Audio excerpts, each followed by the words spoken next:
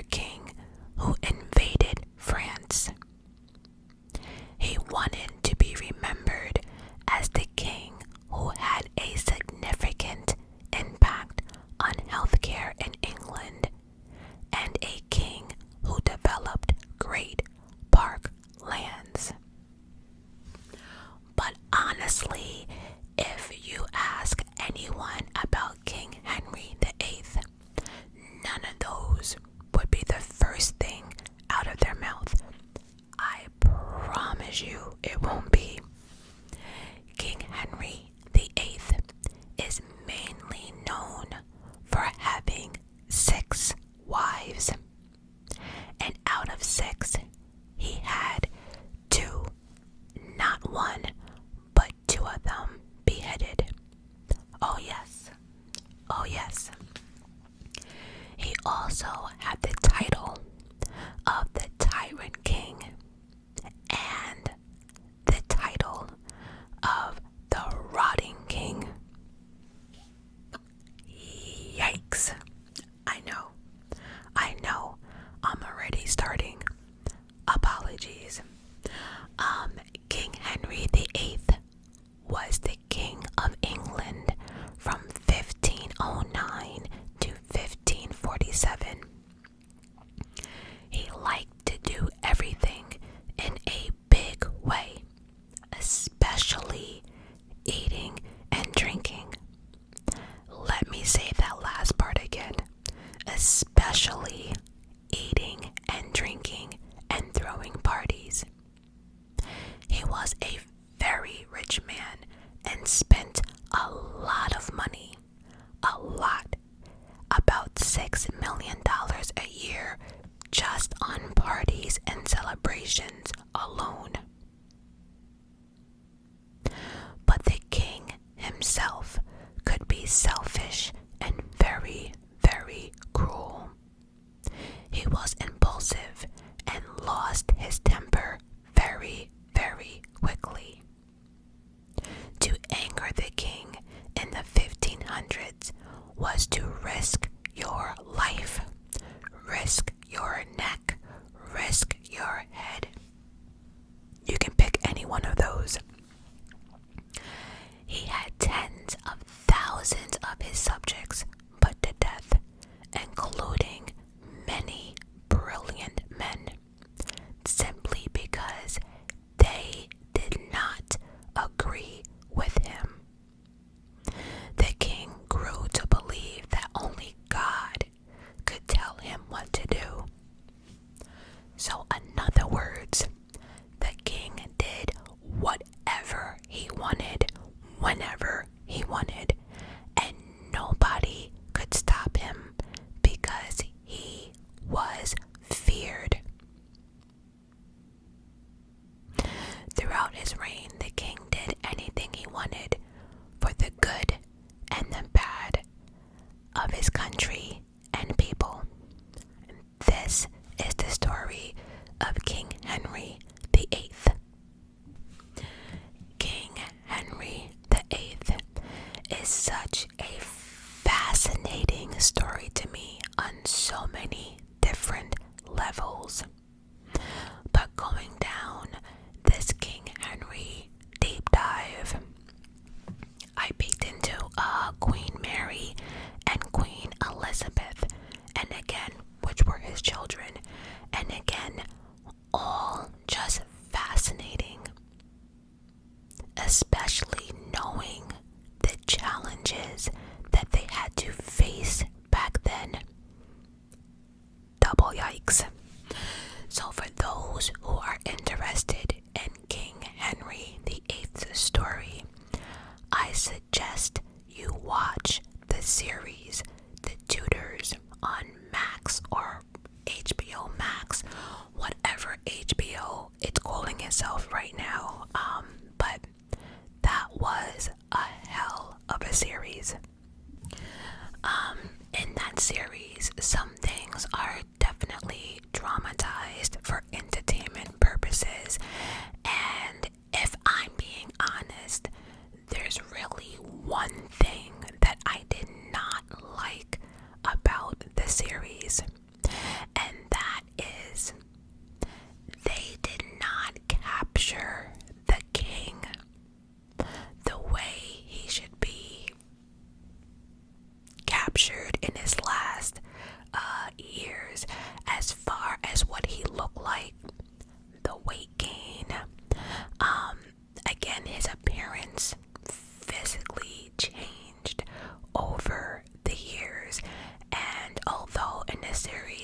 on a little weight on him. Yeah, no, we needed a whole lot more weight to be put on him. And honestly, they did not. They might have, but the fact that it's been years and I don't remember it. They did not emphasize on how badly King Henry VIII smelled. Like, we have to call it like it is. The stuff that was going on with his leg, the infections, the king smelled really, really bad. And again, they did not emphasize on that as much as they should have. Yeah. Also, in the series, towards the end of the show kind of made you feel bad for the king, right? You did, because knowing that he kind of died alone, didn't trust anybody or all of that, you just had to say, "Aw," and you were sad. But then when you realize how many people this man actually had killed, it's like, you know what I mean? And I don't think they dwelled on how many people this man actually had killed. Yeah, but overall, like the producers were saying, they were going for entertainment, but I would say, about 85% of it was accurate, minus like the appearance. Like, again, for instance, the actual King Henry VIII was tall. The actor who played King Henry is short. And then King Henry in the show had black hair, but we know in real life he did not. So it's little things like that, but overall,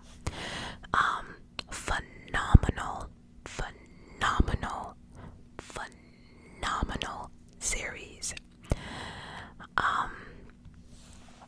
Also too, if you liked the Tudors, I also suggest that you watch a show called The Borgies. Oh baby. That show was, I do believe, on Showtime or Stars. I remember watching The Borgies after Nurse Jackie. So I think it is, was that on Stars or Showtime? I'm not 100% sure. I'ma check. Please hold. Actually, I'm looking it up now. You can watch it on Amazon Prime, Hulu, Paramount Plus. But I don't know why I thought that was on. Anyway, The Borgies is also a hell of a show to watch that goes into the Roman Catholic Church. Oh yes, it's not boring at all. The Borgie family is real. It's real history, and the Tudors and the Borgies go neck and neck for me. Yeah, hell of a show. Also too, switching eras, Spartacus is also a hell of a show to watch, and that show, Rome, I promise you, you will thank me later. I know I'm rambling, but I need to get this last part out before I start this video. I just want to personally say that I feel as if, like, the Spartacus era, the King Henry era, because I know they're not in the same era,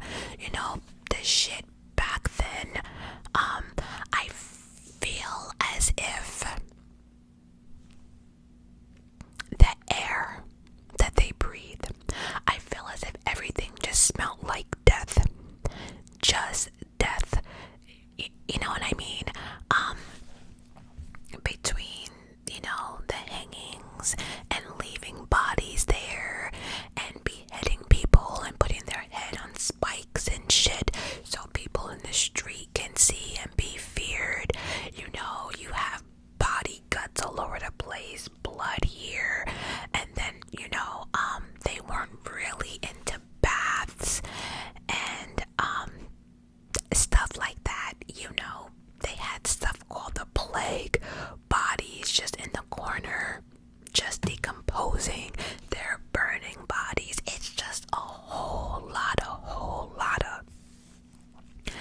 And then they did not have antibiotics back then. They did not have toothpaste. People weren't brushing their teeth properly. Just a whole lot of. And let's be realistic, right?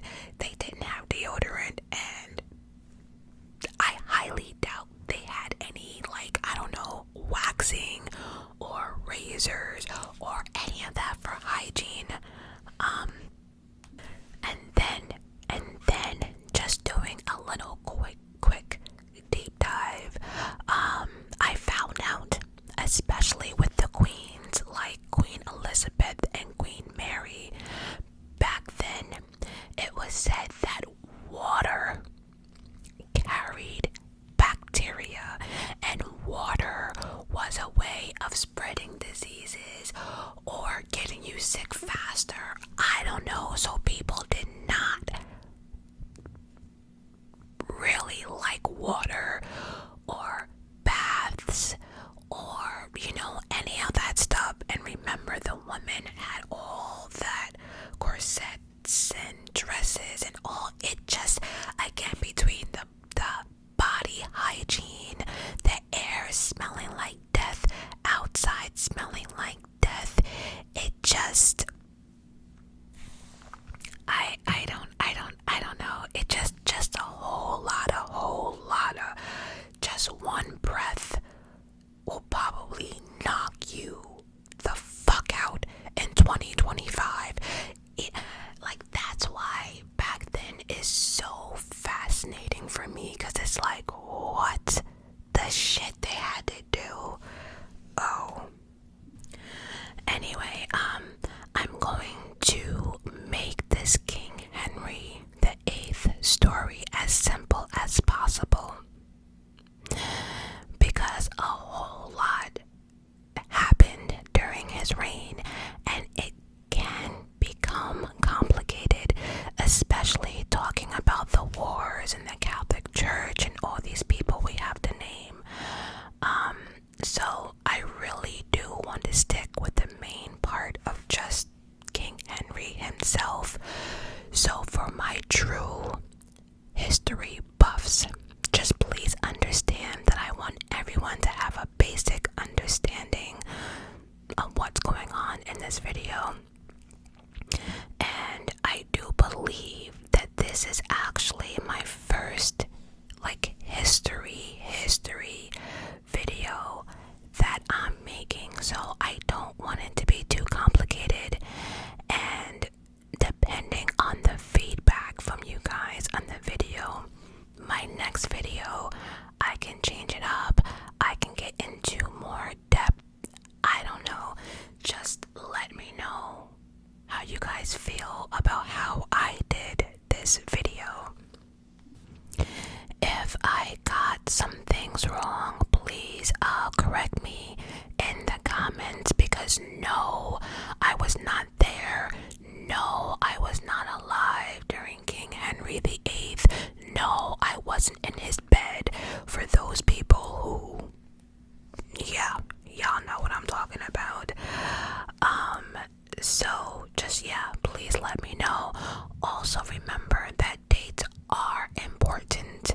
However, I also noticed during this deep dive that the calendar back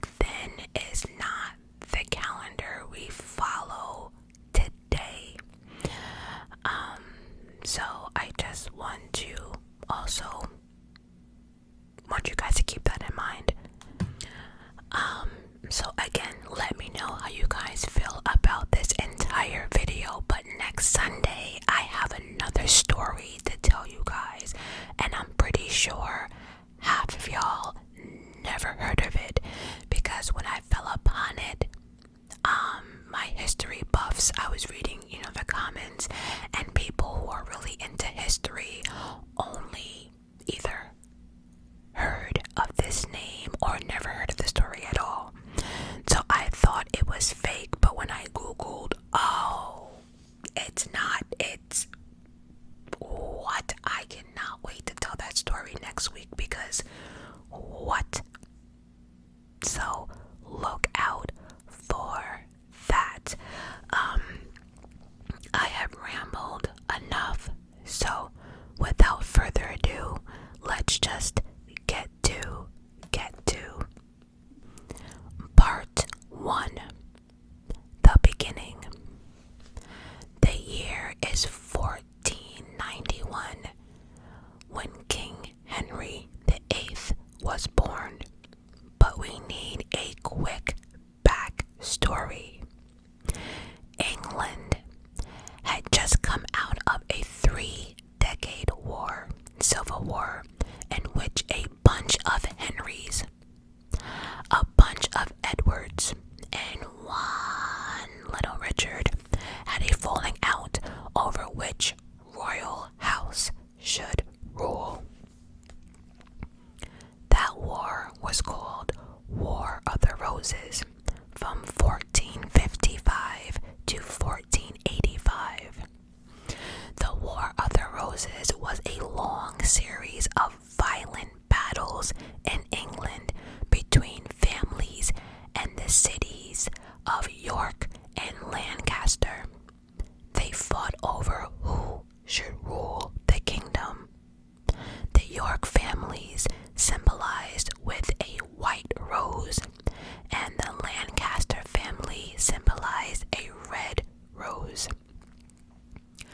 Both families had claims to the throne because of their descendant from the sons of Edward III, who ruled England from 1327 to 1377. The War of the Roses finally ended on August 22nd, 1485. King Henry VII, the head of the Lancasters, defeated and killed King Richard III.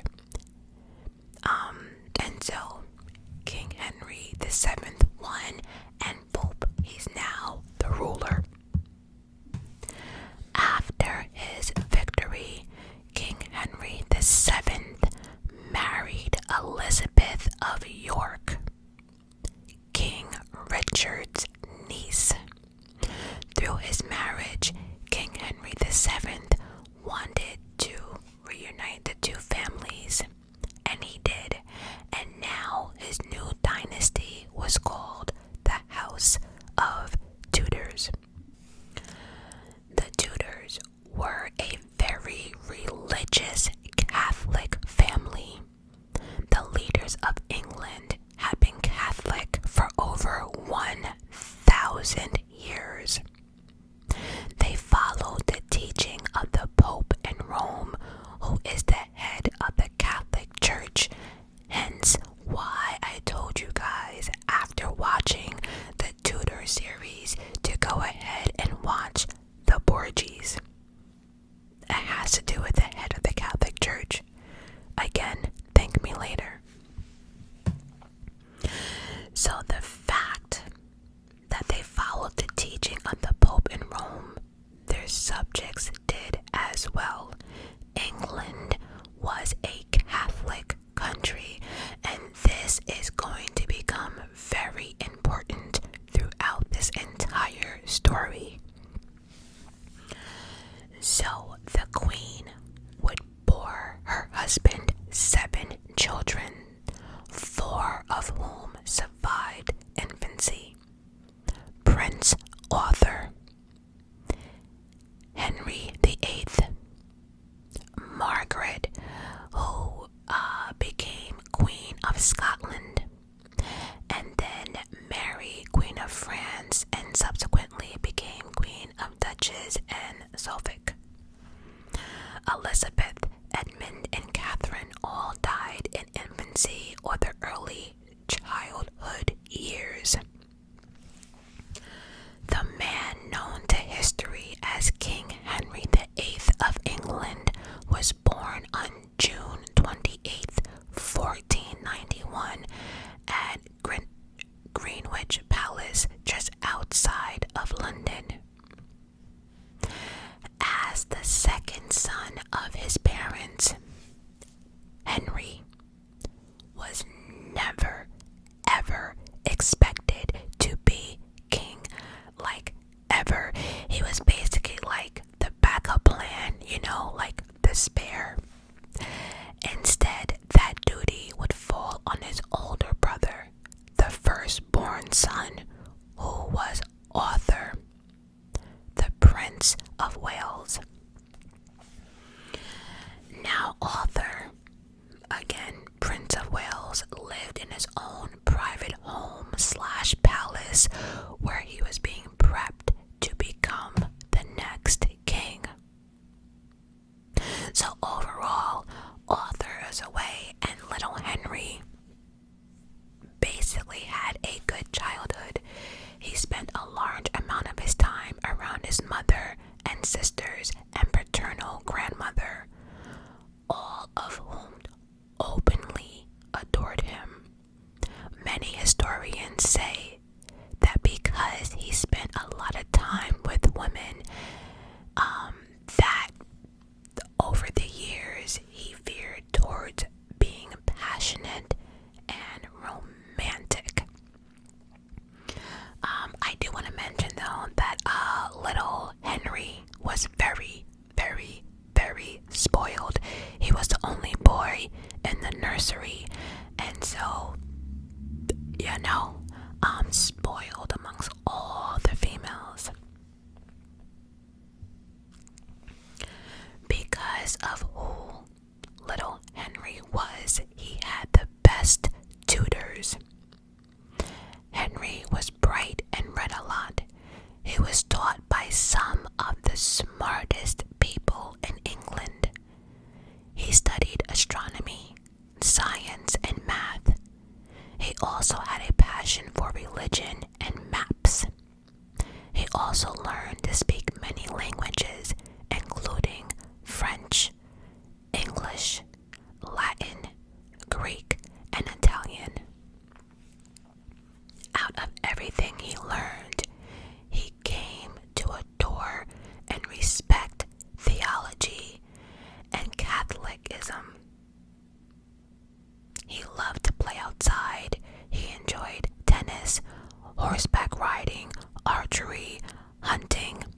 He was also a gifted athlete and could ride a horse like a pro by an early age. When Henry was 10 years old, his brother Arthur, 15, married Catherine of Aragon of Spain. Catherine was 16 years old and was the daughter of King Ferdinand II and Queen Isabella. And they were the rulers of Spain.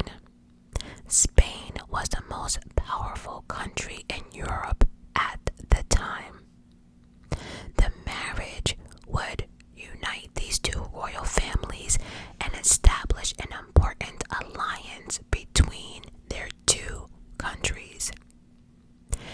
It was intended that when Henry VII died, Arthur and Catherine would become the new king and queen of England. However, things never ever go as planned.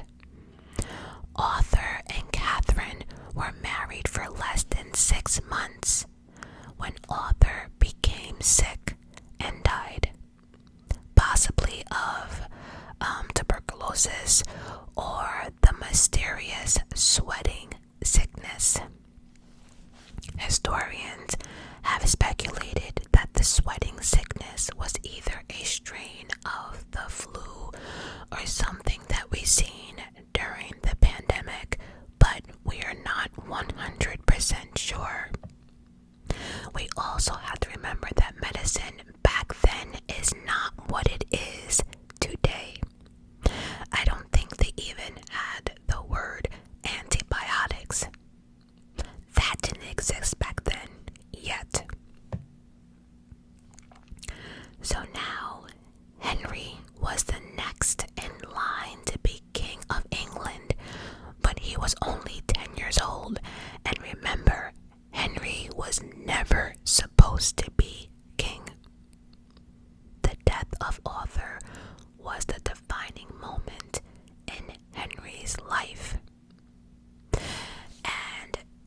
situation right here with the death of Arthur and Henry having to step up and become the next heir was the reason why, in my opinion, Henry, aka King Henry VIII, was obsessed with having a male heir, and more than one.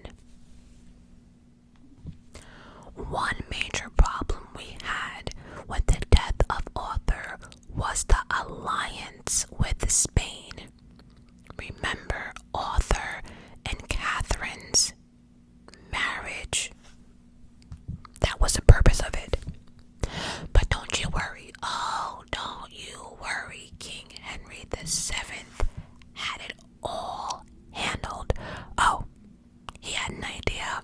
He already begun talking to Catherine's parents in Spain about the possibility of Catherine now marrying Prince Henry. Henry's father wanted to save England's alliance with Spain, so he promised King Ferdinand II that Henry would marry Catherine once he was old enough. Remember, little Henry is 10. Catherine was 6 years older than Henry, which means she would have been 16, and little Henry is 10. So as she waited for Henry to grow up, she lived in a palace in London.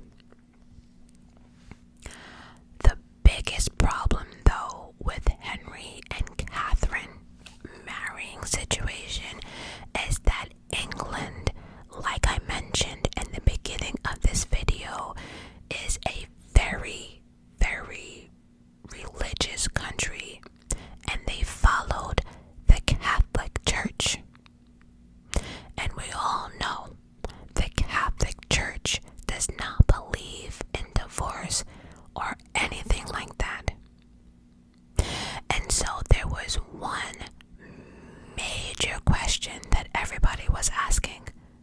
Did Catherine and Arthur consummate their marriage? So in basic terms, back then, if you did not have sex on your wedding night, you were not considered married, or the marriage was not complete until you did the deed. And in some cases, people had to watch to make sure it actually happened. So if they consummated their marriage, then Henry could not marry Catherine according to the law. So in order for them to get married, they had to get this special okay or special permission from the Pope.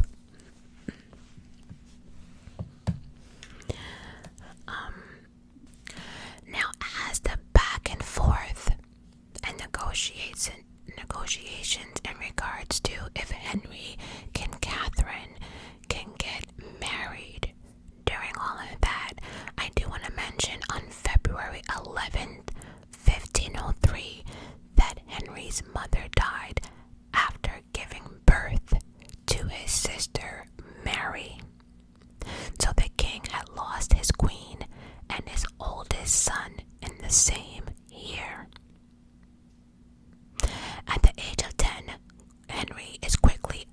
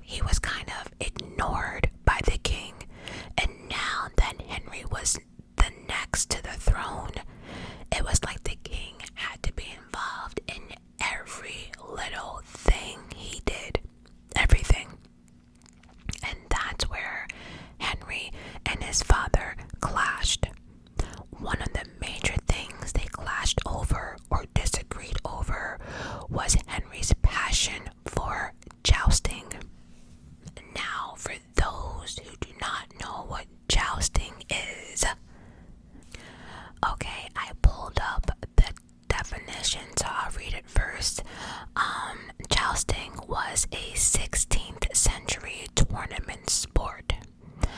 Men on horses charged at each other, trying to knock the other opponent to the ground. The riders held long poles. So basically, it's like two idiots on a horse, one in each direction. And they will both have this big long sword, and when it's time to go, they will come at one another with their swords and try to knock the other one off. If you still don't know what jousting is, Google it. So again, one of the major things they clashed over or disagreed over was Henry's passion for jousting and other martial sports. All of that had to stop because it was dangerous, and it should not be a sport that the next king should be playing, which by the end of this video you will understand why that King Henry VII, aka King Henry VIII's father, was absolutely correct about the jousting.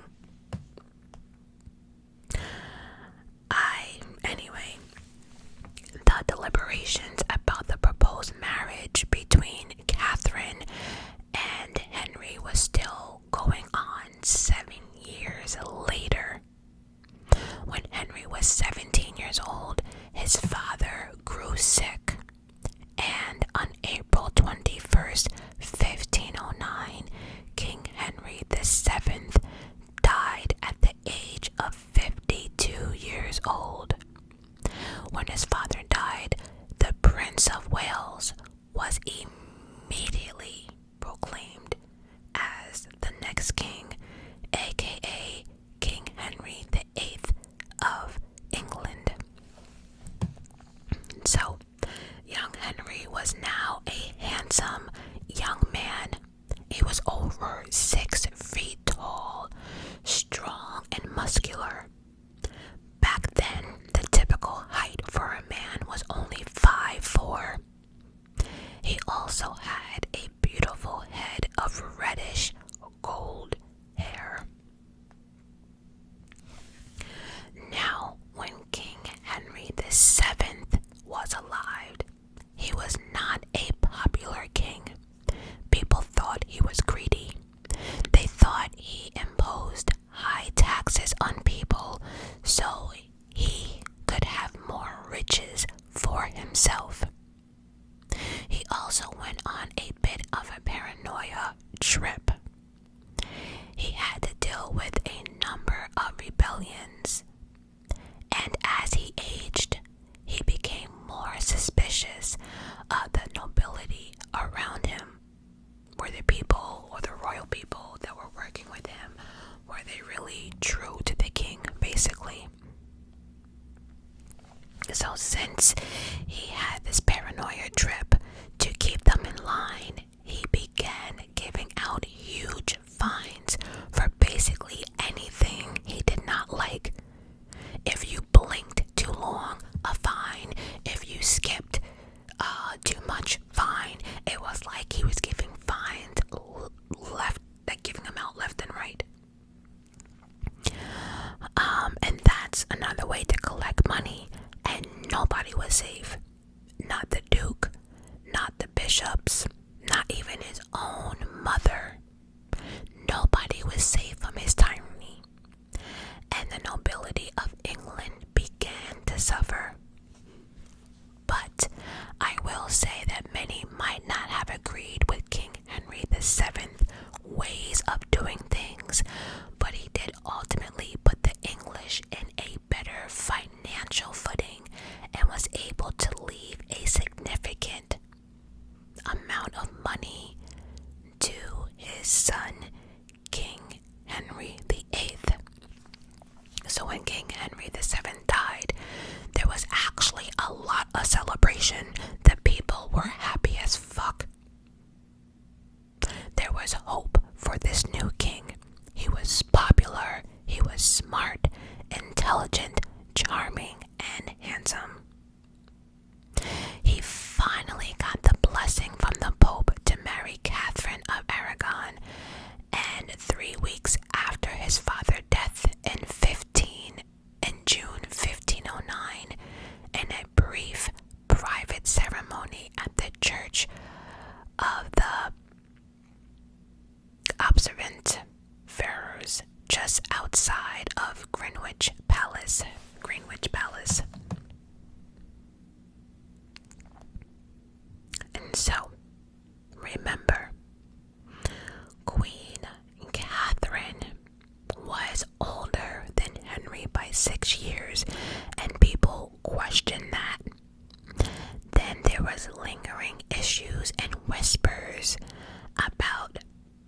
was this marriage even valid? Everyone understood that there was a law, so people had questions and people were talking, but many people coughed it up as, well, if the Pope said yes and the Pope gave the blessing, then it can't be that bad, right? Some historians might say that this was a political marriage, but others would say that the King Henry VIII, actually truly loved Catherine. He fell in love with her. And despite how we know how it all actually ended, they actually had a good marriage, and he truly respected her and trusted her. 2 weeks after the royal wedding, Henry and Catherine were crowned King and Queen of England. So, and I do want to point out that it was the last time that a joint coronation of a king and queen would take place in England for nearly 2 centuries, with most of the 6 monarchs that followed being unmarried at the time of their coronation. That's interesting to know. So after the initial ceremony, there was days of feasting and tournaments and jousting tournaments and just all of it, right? The first year of King Henry VIII reign was a good one. The court, or the palace, whatever you want to call it, was modeled the way he wanted it. Henry and his royal crew enjoyed both watching and participating in the frequent rounds of jousting and tournaments. Basically, they did whatever the hell they wanted to do. Unlike his father, the new monarch spent a lot, and I mean a lot of money, on clothes, jewels, fine furnishing, the best wine. And again, more food. I'm stressing the food part because you'll see. The food situation though, it has been documented that like the king would have, some speculate 13 meals a day. Some people said 7 meals a day, but here's my problem, right? For breakfast, lunch, and dinner, it was always a 7-course meal. Here's the thing, I don't know what 7-course meal for breakfast, lunch, or dinner means. I don't know. I got nothing, because after you do appetizers, maybe a salad, main course, dessert, I'm still short. I don't know what a 7-course anything is. I don't even know what a 6-course anything is. If anybody wants to school me, let me know down below, because what? But it was said that he really did not eat much fruits and vegetables because that was looked upon as poor people food. So he would have a lot of meats, breads, desserts, and just more meat. Some of his meals were about 5,000 to 10,000 calorie per meals. Like, that's just all day. He liked to dress up in costumes and run around the palace with his friends. He wrote poems, he danced. Overall, he was a happy king in the beginning and a very well-liked king. He would allow poor people to visit the castle. He would listen to their stories of hardship, such as them not being able to feed their family, yada yada yada.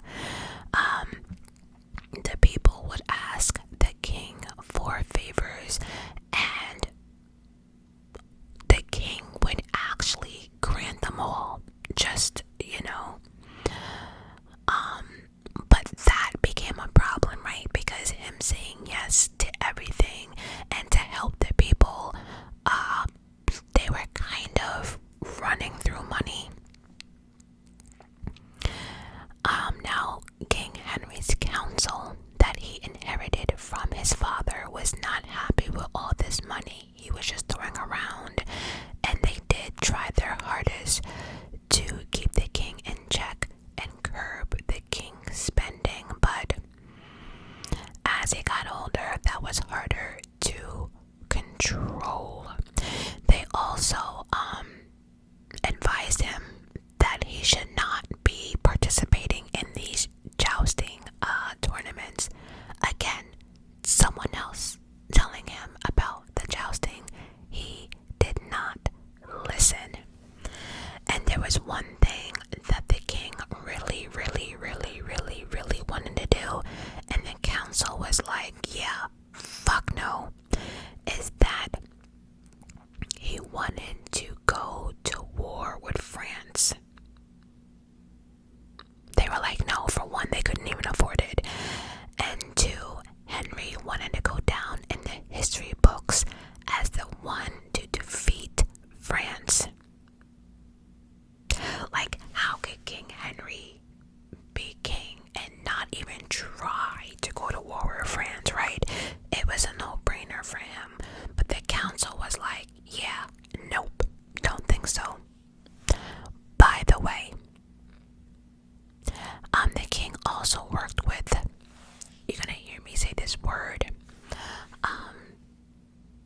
Parliament. He also worked with Parliament, which was the English government. So we had the council and Parliament. But no final decision was ever made without Henry's approval.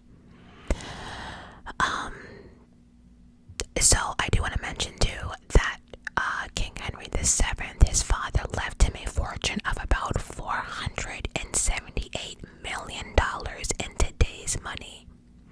And technically he could spend it any way he wanted to. And now, again, as we know now, he spent it on food, wine, parties, clothes,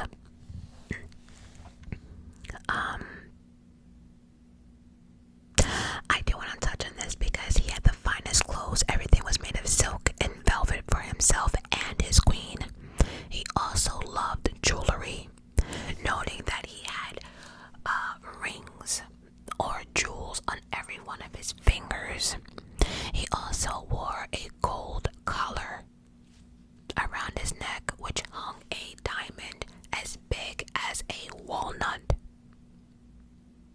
He also paid for musicians to play at court, at ceremonies, during meals, whenever he wanted. He really loved music.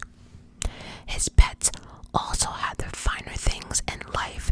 The royal dogs wore silk coats, and dog collars was made of velvet, gold, and pearls. I cannot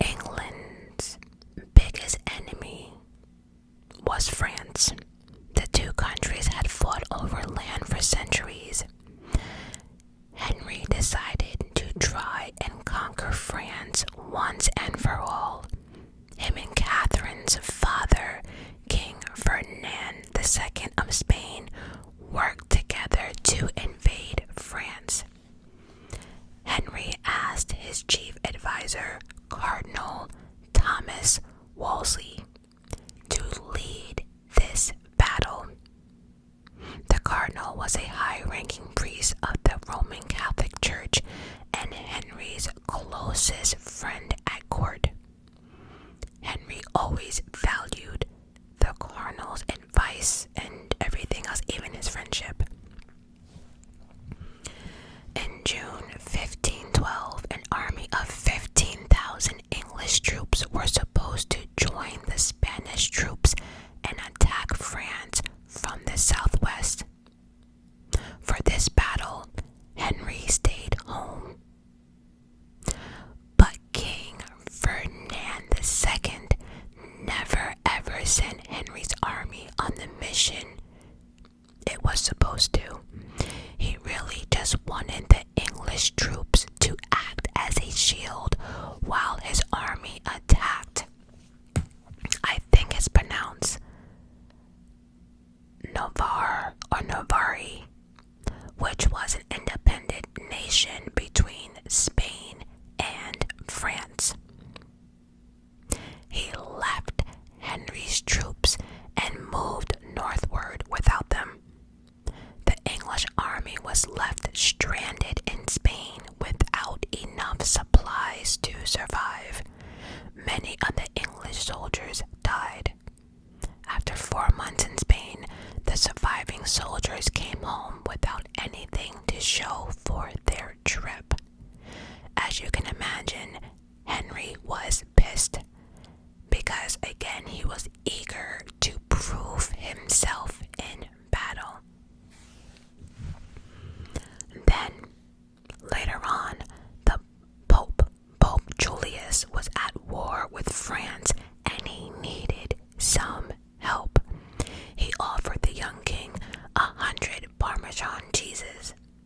100 Parmesan cheeses, some wine, and a golden rose if he came to the Pope's aid. Here's the thing. Henry didn't need none of that because he was happy to help, because this was actually his chance to take over France or win against France. This is what he's been waiting for. And for him, he did not have the male heir that he wanted. So he was like, you know what? Why not? So let's talk about that real quick. Queen Catherine was pregnant by the winter of 1509. At the end of January 1510, Catherine miscarried. She was carrying a baby girl. 1 year later, Catherine gave birth to a son, Prince Henry. And again, this is sad because Prince Henry tragically only survived for 7 weeks before passing away. But the birth of his son, oh, he celebrated. People cheered. It was like a long 5-week celebration. People were just happy. But little by little, people taking care of little Henry knew that there was something wrong. And also too, Henry kind of became obsessed with him, checking on him every single day, stuff like that. But anyway, he did pass away. To this day, nobody knows of what. Maybe it was SIDS, and they didn't know what that was back then. But again, it is unclear on how little Henry passed away. 2 more future children came and went. Just a shit show. I feel so bad for Catherine. So 2 more children came and went in the autumn of 1513, and the early winter of 1514. Both sons, both being either stillborn or died within hours of being born, or didn't make it past 7 weeks. So after all of this, King Henry was like, yeah, I'm gonna help the Pope.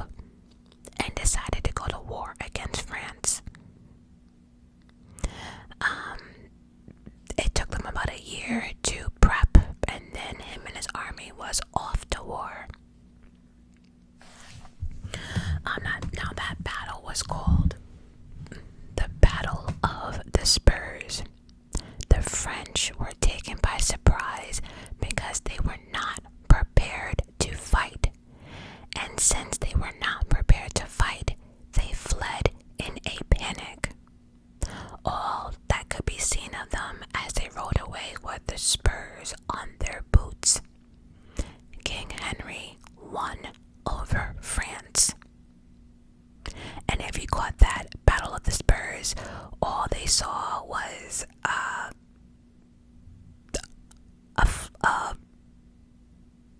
pack of people, army, soldiers, I wanted to say, was like, wait a minute, y'all want to fight today? Oh, hell no, we're not prepared. Oh no, get on the horse, come on, let's go. Yeah, they hopped on and all people saw was their spurs, that's it.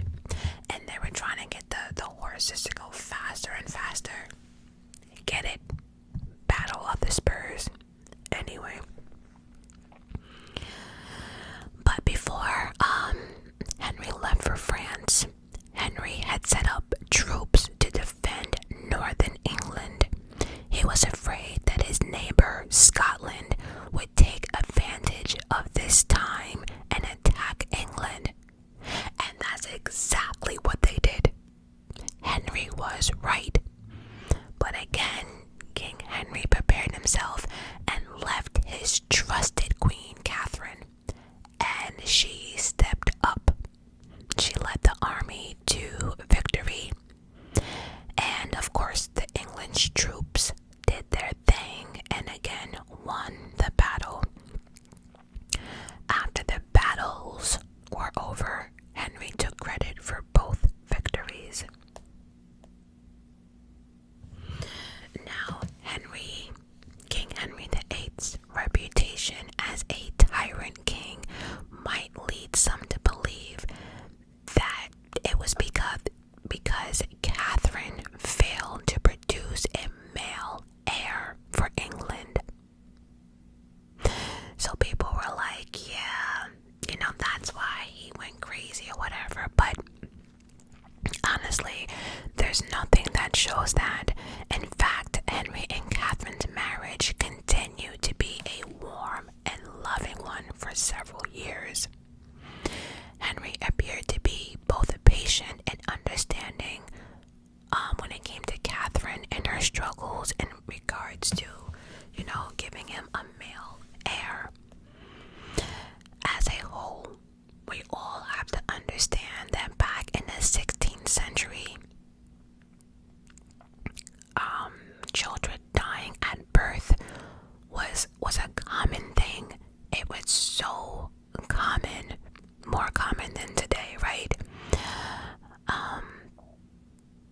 And especially being like a noble or a royal wife, your duty and your only job is basically to pop out kids and pop out this heir. So the fact that these women had to get pregnant over and over again to make sure they can seal the throne, their bodies went through a lot. So what was happening to Catherine was tragic, but Catherine also demonstrated the ability to conceive very easily. So that was encouraging for many people. So many people thought, what, that's sad, but she can conceive, easily. So that male heir will come. Do not worry. So you remember I told you about 5 minutes ago how Queen Catherine led the army to victory.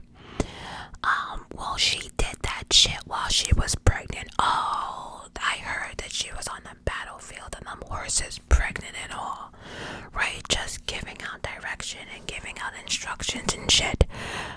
But yes, she was pregnant by February 1516, and Catherine had a healthy baby girl who they named Mary. Princess Mary, the future Queen Mary.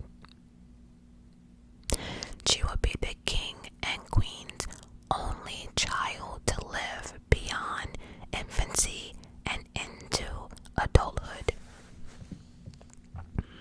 Henry loved his daughter. It was important for him to have a son because at that time, no woman had ever been Queen of England in their own right. And since England did not prohibit female monarchs, Mary might be his only heir to the throne. King Henry appeared to treat his daughter as a true Princess of Wales. He even sent her to live out in Ludlow Castle, where she was established within her own miniature court, and this was the tradition for the heir to the English throne. So King Henry was like, this might be it. This might be my only child, so let me start prepping her right now, just in case. So even though Henry loved his daughter and referred to her as his pearl in his world, he really, really, really wanted a male heir to the throne. As the years went on, this would become King Henry's obsession, which in return would cloud his judgment on many things, turning this loving king into the tyrant that we know, who tore his kingdom apart in search for a son.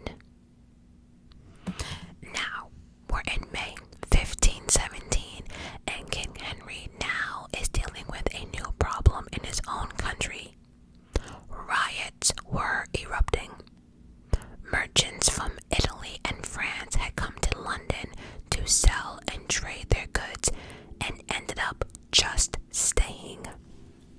The English people did not like that foreigners were living in their city.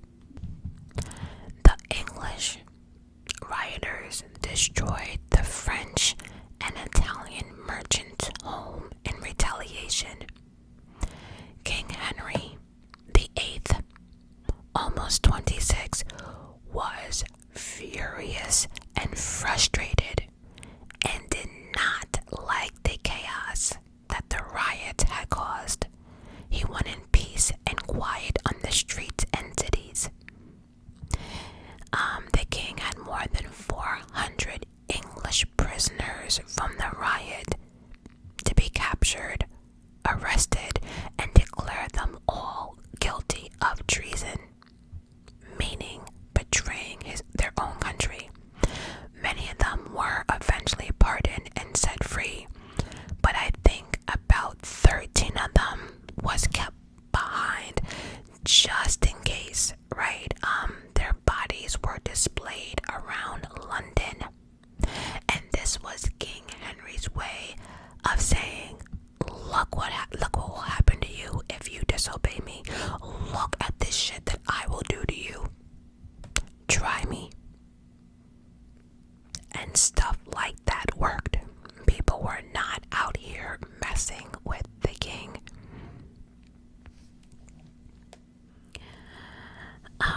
After a while, it became clear that Catherine would not be able to produce a son or any more kids at all. She turned 40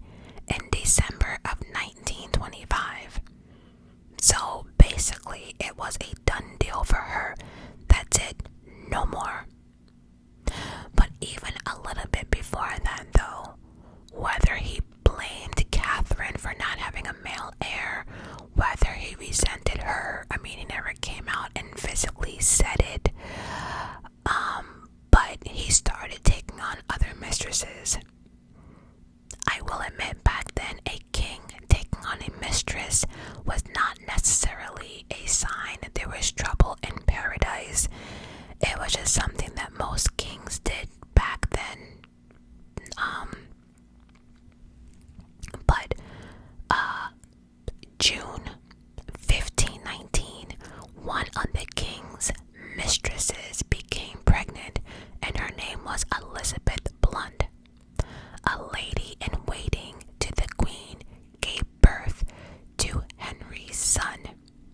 He finally got his boy.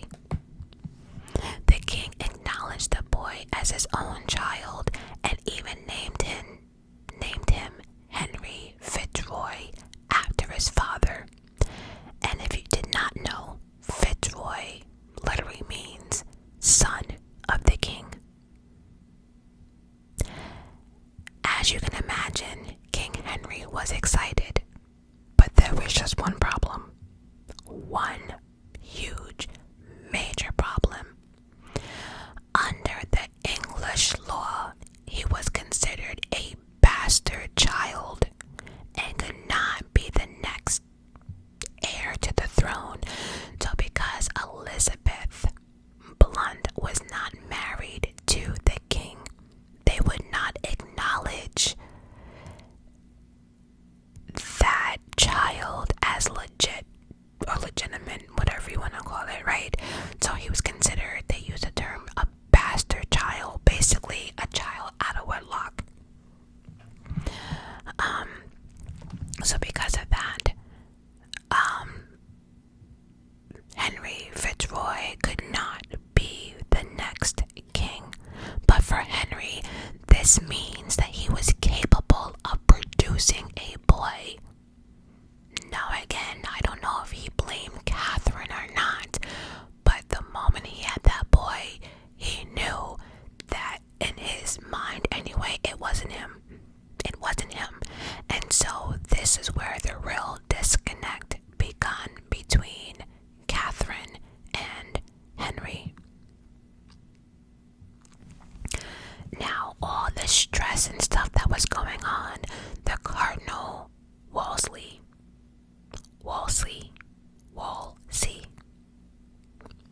now Henry's Lord Chancellor, knew his job was to keep the king happy, and his life depended on it. And so with all the stuff going on with the riots and the baby, and his son not being able to be king, he said, you know what, why don't you become a peacemaker?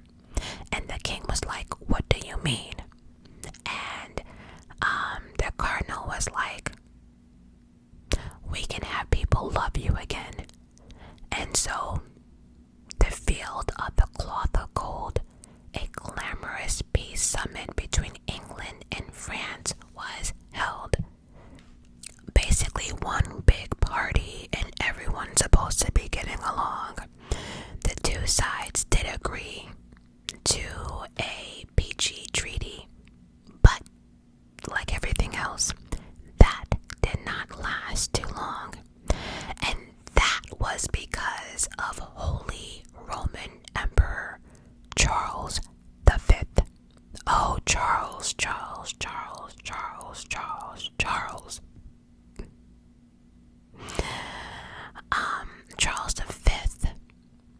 was Henry's wife's nephew, so Queen Catherine's nephew. Henry had helped him out in the past to put down the Spanish rebellion, and now the two wanted to make an alliance, and so a marriage was arranged. So, remember baby Mary? Yep, the pearl of his eye or the pearl of his world. Yeah, that Mary wanted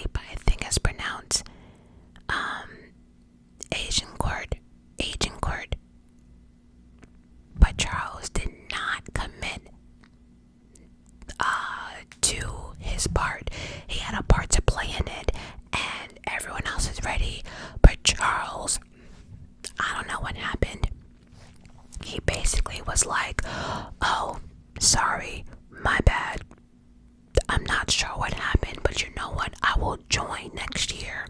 You will have my army. I'm sorry we did not show up this year the way that we're supposed to, but we got you next year. And so the next year, England swept northern France, almost taking Paris, but once again, Charles V was nowhere to be found. He was nowhere to be found. His army was nowhere to be found. He was like, damn, bro, I'm sorry. Apologies. I don't know what happened. Maybe I'm getting dementia. I don't know. I am so sorry, but you know what? I promise you, I swear, I got you next year. And so the next year came, and Henry was like, you know what? I'm not going to be a sucker this time around. I'm sitting this one out. And so King Henry sat this one out, but turns out that Charles did not need King Henry after all, and totally kicked France's butt. Kicked ass. The King Henry congratulated him and asked him if he could have the French throne like they agreed. And Charles was like, yeah, nah, nope. I don't care for our agreement. I don't care. Although I stood you up the first 2 times, I won France all by myself. So yeah, no, you can't have the throne. And by the way, I don't want to marry your daughter. So Charles V was like, yeah, everything's off. Everything is off. I don't want an alliance. I don't want no agreement. I don't want to marry your daughter. I don't want none of it. So there went the alliance with Henry and Charles. And this could be the beginning of his depression. We're not really sure. But I do want to mention that the king's eyes started wandering, and a lot more lately, and his intake in food started to become more and more and more. The king was at the age of 32 years old and was thinking about marrying another woman, and that person that caught his attention, her name was Anne Boleyn. Part 2. King Henry VIII's wives. Anne Boleyn was one of the Queen's ladies in waiting. And for those who do not know what I mean by ladies in waiting, is that there are people who are strictly just for the Queen, and they do everything from her, from, getting her what she wants. Basically, they're servants, right? They dress her, makeup, comb her hair, bathe her, fetch the water, fetch this. They're basically the slaves, in my terminology, to the Queen. But it was a position that many people wanted, because then you did kind of get like the finer things in life, like the perks, if that made sense. So basically servants to the Queen, hand and foot. And a lot of times too, the lady in waiting would end up becoming a companion to the Queen. Also too, the ladies in waitings usually help the Queen get away with the bullshit that she's not supposed to be doing, if you know what I mean.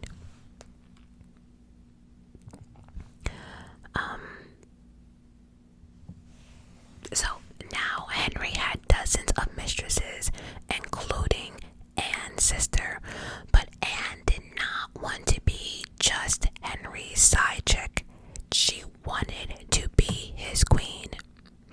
And so the two of them will write letters back and forth, and in today's terms, I'm gonna cough it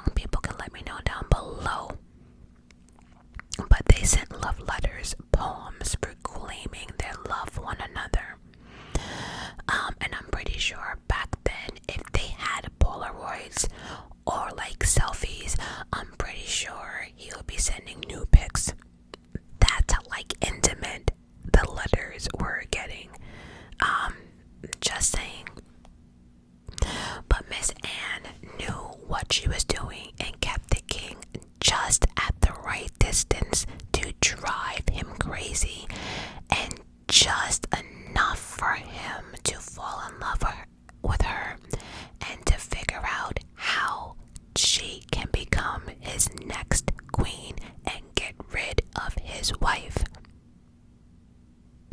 So what did he do? He went to his trusted friend Wolsey and told him, I want a divorce. Now remember, his job is to keep the king happy. The king wanted a divorce, and as a representative of the Pope in England, he wanted Wolsey to sort it out quietly and quickly. He did not want any rumors to be spread, nothing to be coming out. He didn't want none of that. He wanted him to go to the Pope, or basically again, to represent the king and go to those who represent the Pope in England and talk to them, but do it quietly. No one should be talking behind his back or anything like that.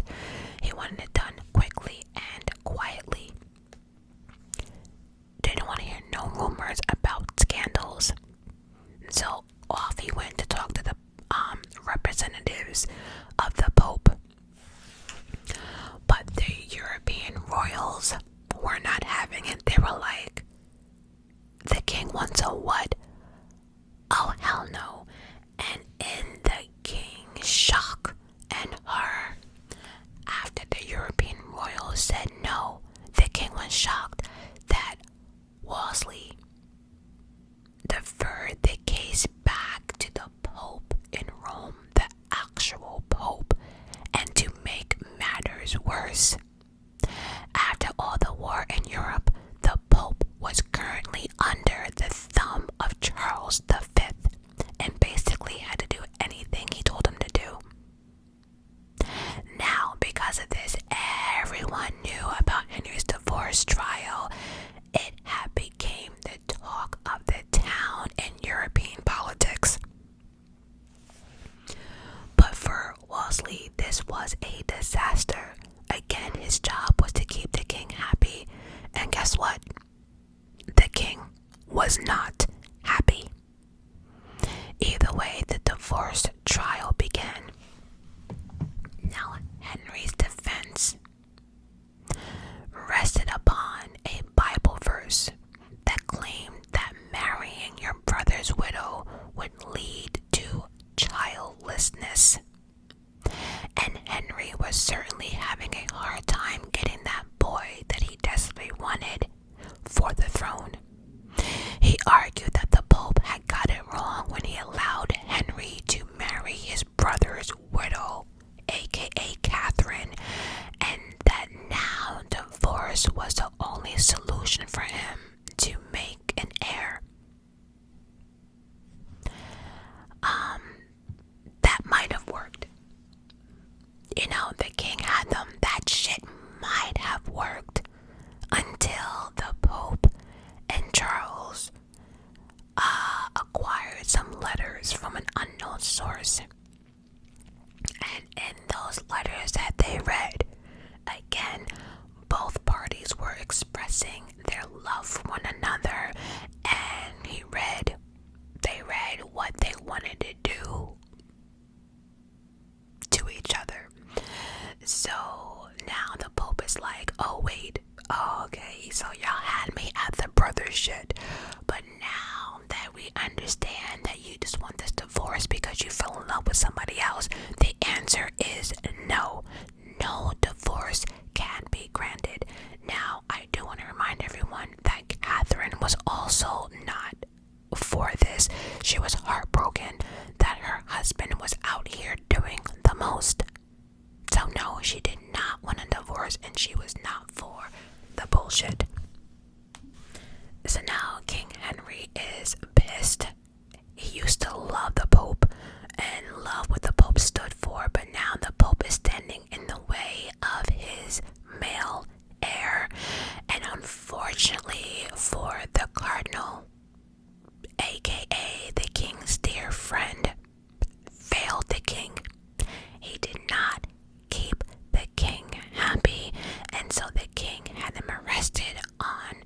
reason. And I do believe he died of natural causes or died of something before the trial. But don't get it twisted, he was gonna have him beheaded. Oh, he sure was, because the moment you get arrested, it's never a fair trial. I don't think we've seen anything back then that if you get arrested and went to trial that anyone ever became innocent. It's like why bother? So after all of that, what does King Henry VIII do about this marrying situation?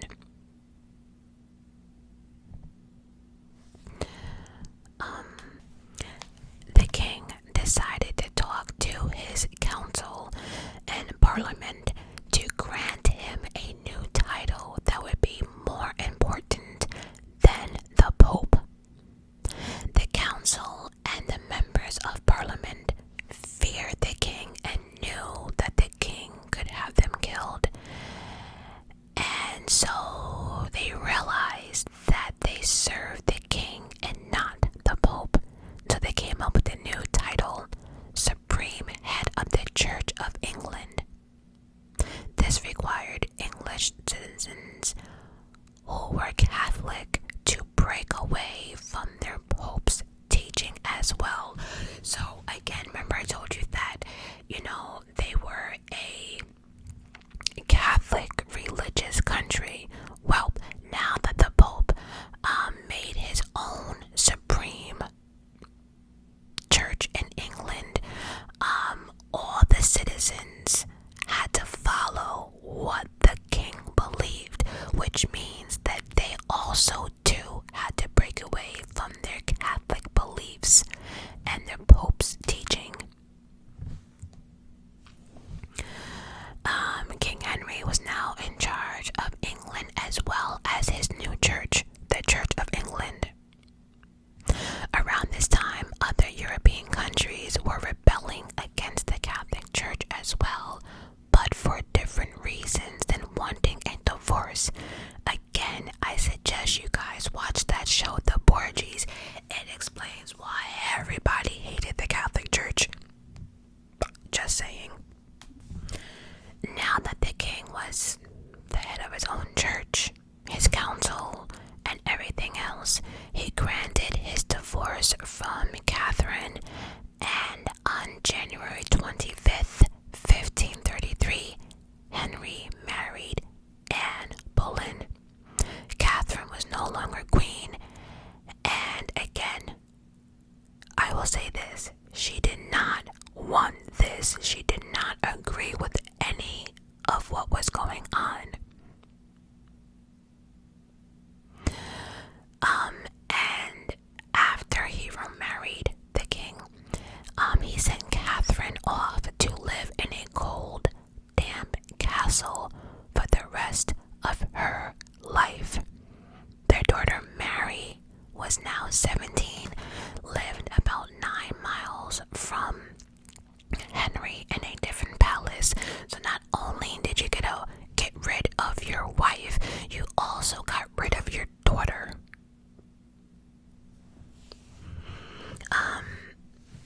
And as you can imagine, the king had more than one actual location. But although Mary did not, or was not permitted to be in the same palace as her father, the king made sure she was well cared for by servants, but Mary was not allowed to see her mother. The king feared that his daughter and his first wife might make plans against him. Overall, I felt the worst for Catherine. She did not deserve any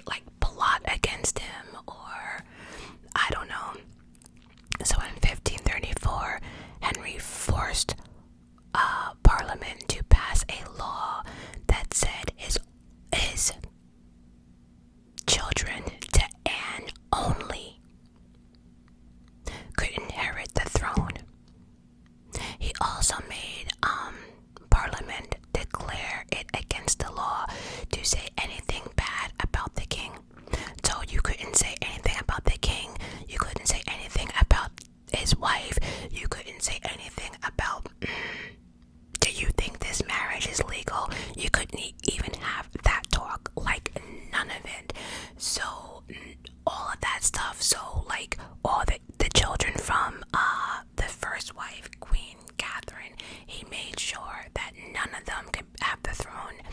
And then he made a law stating that only his kids from Anne could get the throne. Now people couldn't even talk about the wife. It was just a shit show. If any person was caught talking about the queen, the king, any of it, they were going to be accused of treason, a crime that was punished or punishable by death, beheading, basically, mainly anyway. It was the job of Thomas Cromwell, Henry's new chief advisor, to make sure these laws were obeyed. Cromwell hired people to go out into the real world and snoop, basically finding people that were talking about the king. Again, anyone that spoke out against the king was killed.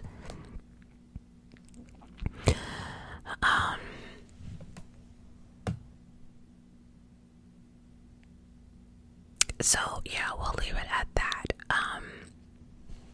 So this accident, the accident that changed everything. In January 1536, the king was thrown from his horse in a jousting accident. The king was thrown from his horse in a jousting accident at a tournament at Greenwich Palace. So you remember that jousting accident that the council told him not to do, and his father was so against, and he still insisted on doing it. Well, here we are. He got into a really bad accident. He was unconscious for 2 hours, and you know why? He was thrown off of his horse, so I guess he lost. And as he was thrown from his horse, right, the horse came down on him and fell on him. Do you know how heavy a horse is? How much a horse would weigh? So all that pressure, so the king gets thrown and the horse is like, oh, and then comes right back down on him, like basically like squishing him. I like, what? He was unconscious for over 2 hours. Many people in the court thought he was going to die. He did not. However, he did recover. But the man was not the same after this accident. This is where many people think is where King Henry VIII personality shifted. After the accident, his head was hit. It was hit hard. He was blacked out for over 2 hours.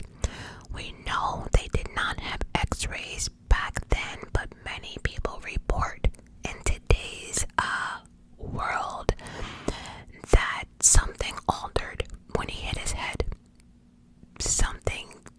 His personality changed. He just was never the same king after that, like at all.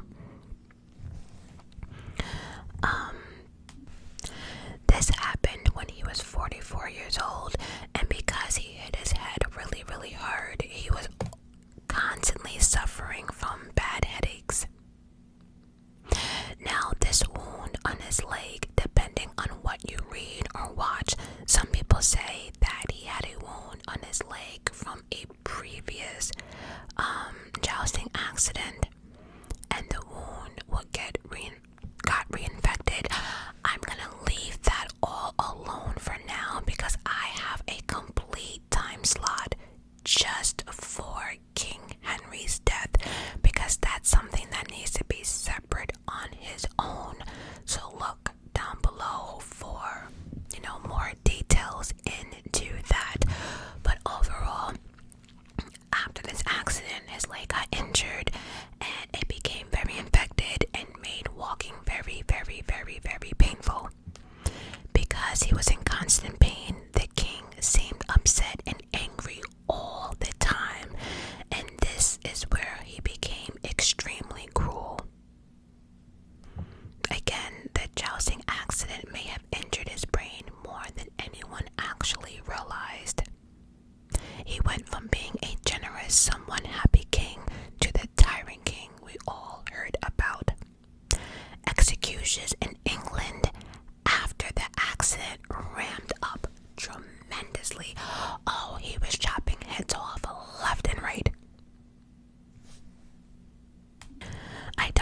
mention this, but during his reign, it was estimated that he had 52 to 72,000 people put to death. Rich, poor, friends, family, nobody was safe. But guess what? He still did not have a son, and he started to worry.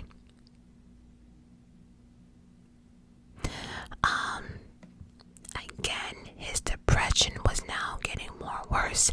He began to eat, and eat. He was eating now, at this point, literally 13 times a day. Feasted on chicken, beef, rabbit, swan, everything unhealthy. And then he started putting on a lot of weight. He started drinking a lot. In today's world, he'll be considered an alcoholic. And guess what? He grew tired of his new queen. In 3 years of marriage, she was pregnant 3 times and only gave him a daughter. The other 2 ended in miscarriages.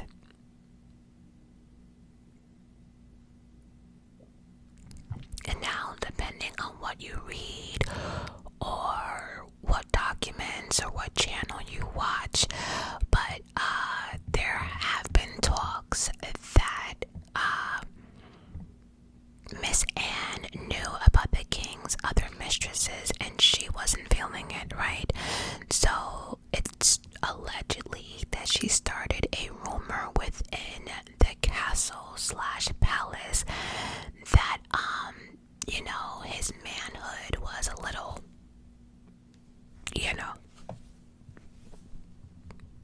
woman would be woman, whether it was the 1600s or anyway. Yeah. So Thomas Cromwell did not want to end up like the last cardinal. So again, his job was to keep the king happy, and he knew the king was not happy with Anne, his second wife. So he thought of a plan. Now this next part, it really is up in the air. It's been told differently and nothing has really been proven, but Thomas Cromwell came up with a plan. There was a court musician who had been quite flirtatious in public with the queen. So they started a rumor that she was sleeping with him. I think they also started a rumor too that she was sleeping with her cousin or some nonsense. Anyway, they started a rumor and they arrested her. But they also arrested the man, the musician, and forced a false confession out of him by basically beating the shit out of him until he said what they wanted. And once he said that it did not stop at just innocent flirtation. Miss Anne's fate was sealed. That was it. The moment they got that false confession, she was done. She was charged with adultery, incest, and plotting to kill the king, along with treason as well. Treason was for everything, right? The jury found her guilty. Shocker. And on May 19th, 1536, Queen Anne Boleyn was beheaded. Again, many people found her execution questionable. Either way, she was beheaded, and that would be wife number 2. So some people say the next day, I saw a few videos of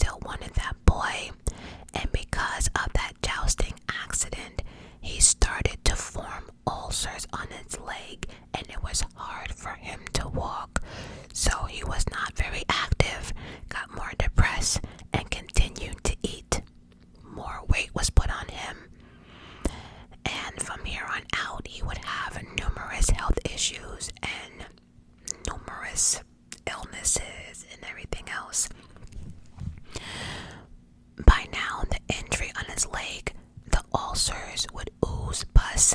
It would smell really, really bad. Again, I will be talking about all of that in a different time slot. So I'm gonna skip all of this because, like I said, I just felt as if I had to put that all into one section. So by this time, the king and the palace, the king, I don't know what you want to call it, they were broke because all the spending he was doing, just out here being reckless. They had no money. And so how did they fix this problem? Oh, simple. They went ahead and robbed monasteries, churches, shut them down. They had bogus reasons on why churches had to be shut down. They were stealing. It just was a shit show. Yeah, he will also give out ridiculous fines throughout the churches to the point that it was impossible for them to pay. So they would just give, the king anything he wanted. And so he did all of that. Now the king is rich again. Yay. And because of that, he also raised the prices of taxes to the people. Sounds familiar. Robbing the poor to make the rich rich. Okay.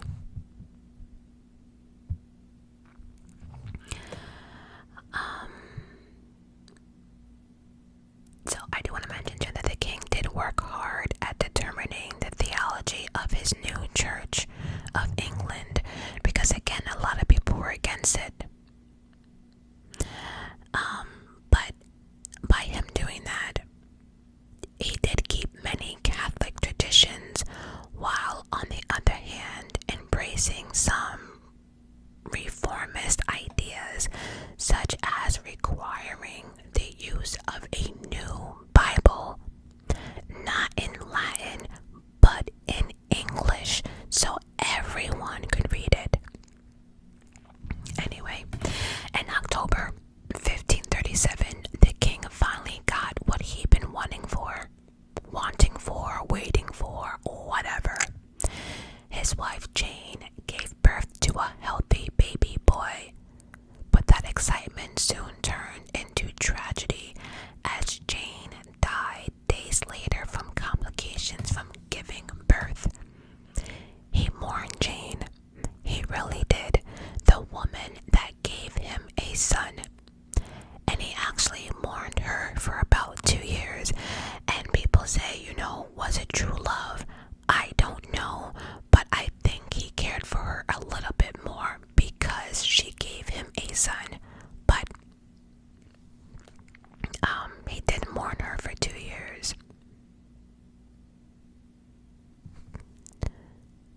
So, wife number 3 died after childbirth.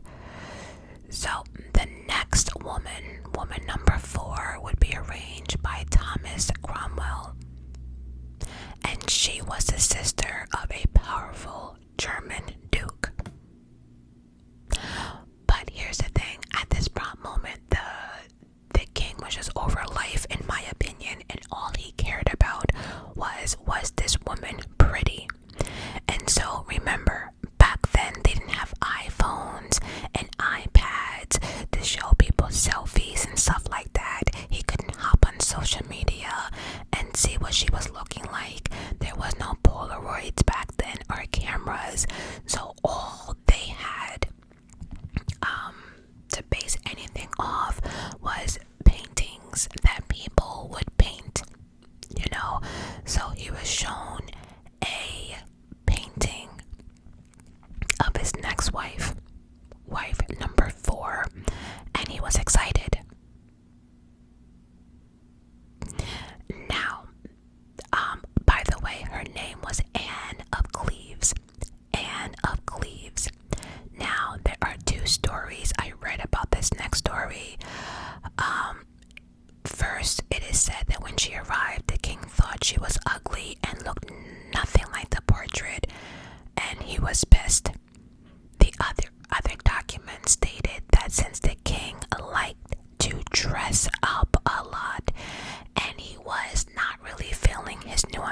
appearance, getting older, putting on some more weight, he decided to put on a costume or a mask and decided to either surprise her or something like that. Anyway, he did not get the response that he wanted, and then when she realized it was the king after he took off the costume, of course she felt horrible, scared. Again, the king's appearance was different. So you can take whichever story you would like to believe, but overall, many people think that this was the beginning, that the king really realized that he was not this young stud anymore, right? And that, I don't know, maybe he was embarrassed. I have no idea. But I think we're gonna go with she was not pretty.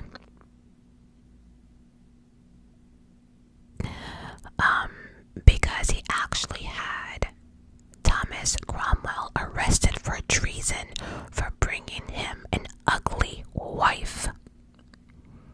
Yup. Oh yeah, by the way, he lost his head for that too. Oh yeah, how dare you bring me a ugly looking woman? Oh hell no. Off with your head. Off with your head right now. Now.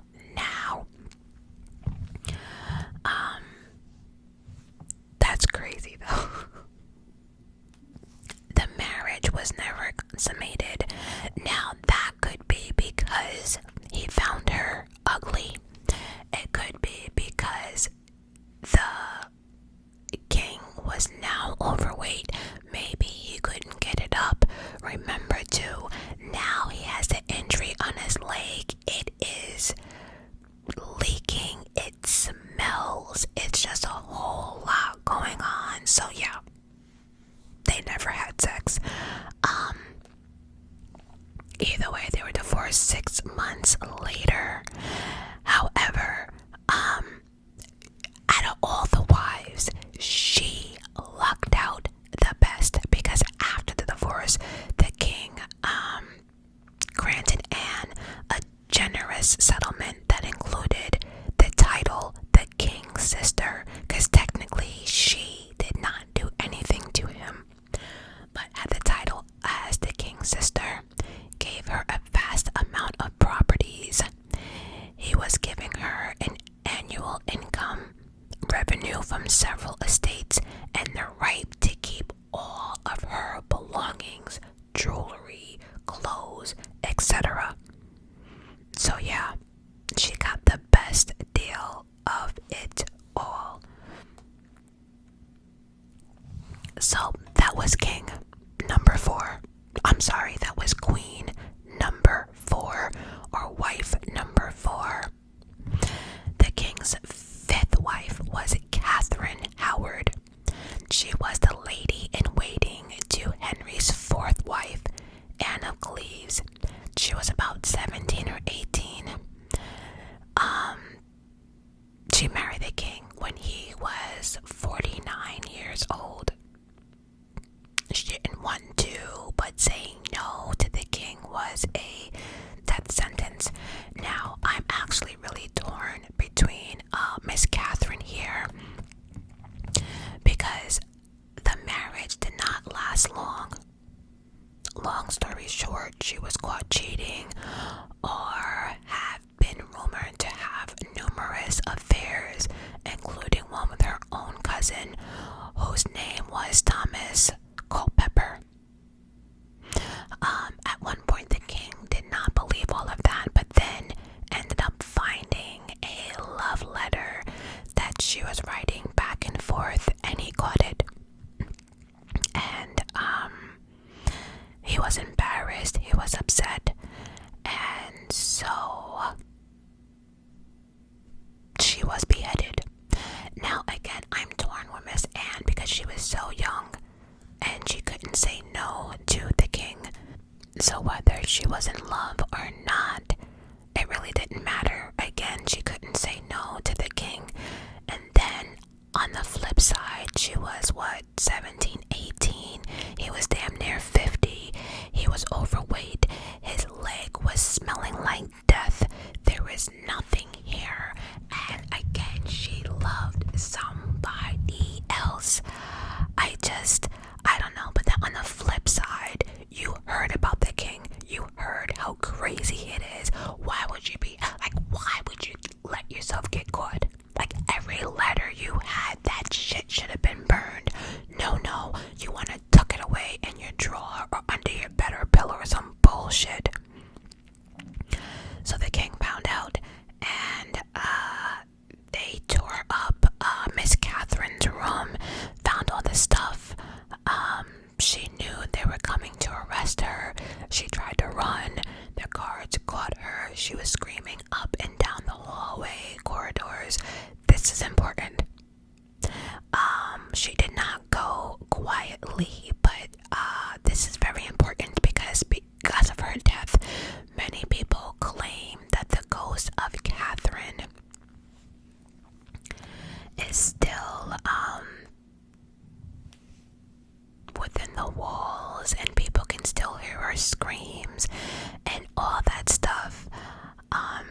I don't know, but I do know that Catherine Howard was haunting Henry towards the end of his life. So yeah, but anyway, she was beheaded, and I think the worst part about all of it is at one point she had a hard time, getting to grip with it. But then she understood and came to terms. But as they were bringing her out for her execution, aka her beheading, they made sure they dragged her past her lover's body, and I think they hanged him. But yeah, I think he died by hanging. Whatever it is, they made sure they made her walk by her boo-boo, saw what they did to him, and then she was crazy, and then she was, hysterical once again. The mental torment rate. Damn. But yeah, you knew your future husband did not play that. You got yourself caught. Look. Anyway, again, she was beheaded for her affairs, treason, and adultery. Again, really, really heartbreaking. So, we have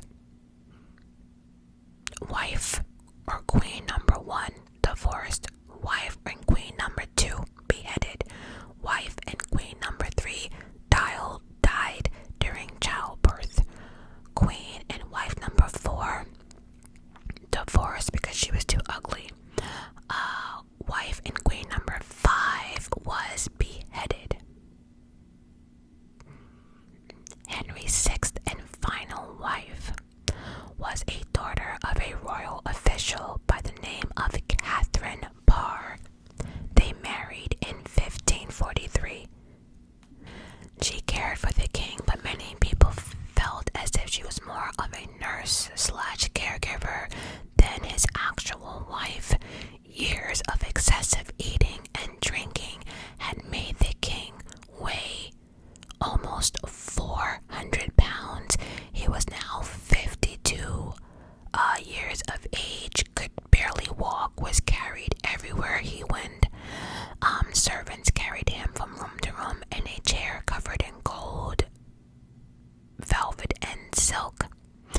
Extra support had to be put into his bed frame so it did not collapse. He still did go hunting, but he could only shoot while sitting on a raised platform. It took several men to help him get onto his horse. And then Catherine acted as a mediator within the family and convinced the king to restore his 2 daughters to the line of succession. Mary, now 20, was a daughter of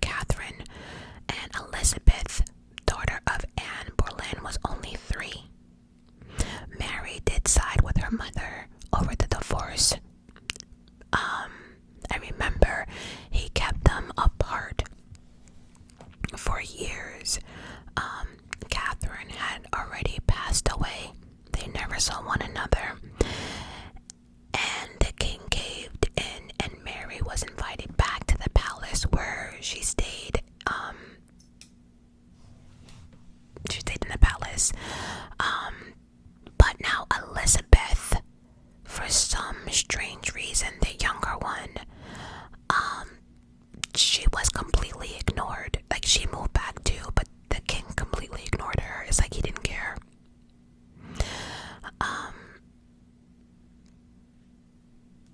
She lived comfortably under servants, but Mary, being the older sister, did actually go visit her sister very, very often. I will say though that Catherine almost did not make it because she disagreed with the king over the subject of theology. Henry did call for her arrest for treason, but Catherine simply saved herself by saying, "No, husband, I wasn't disagreeing with you. I'm just trying to learn. I don't get it. Just help me learn." That's how she saved herself, and it worked. As he got older, he was in more pain. He grew even more suspicious and moody. He feared everyone around him was against him or was trying to kill him. The king was now at this prompt moment not liked by his peoples, especially after he looted the church properties. He was afraid of losing control of his own kingdom. In the last couple of months of his life, Henry barely got out of bed, but his servants never talked to him about death as they feared it might anger the king, and we all know what that meant. On January 28th, 1547, the king takes his last breath and died at the age of 55. So when King Henry VIII died, his son Edward VI became the new king at the age of 9 years old. Oh, yeah, you heard that right. 9 years old. But let's really get into King Henry's last couple of years and his actual death, because that was some bullshit. King Henry's death. Now, for those who have watched the show The Tudors, they really did not capture the true king at the end, because a lot took place, but I already complained about that in the intro, but yeah, they really didn't capture the king the way they were supposed to. England's most notorious king's final years were horrific. Because we really have to get into this. We have to get into how he went from this handsome, athletic king to being a overweight tyrant king, gasping for breath in the candlelight chambers of his own damn palace. This man had a series of medical complications that would twist both his body and mind beyond recognition, because by January 1547, Henry was barely recognizable as the fine king he used to be. His body became a battlefield,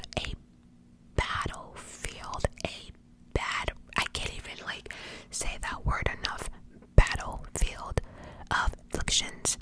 His legs riddled with pus-filled ulcers that gave off an odor so foul that people in the palace struggled not to vomit in his presence.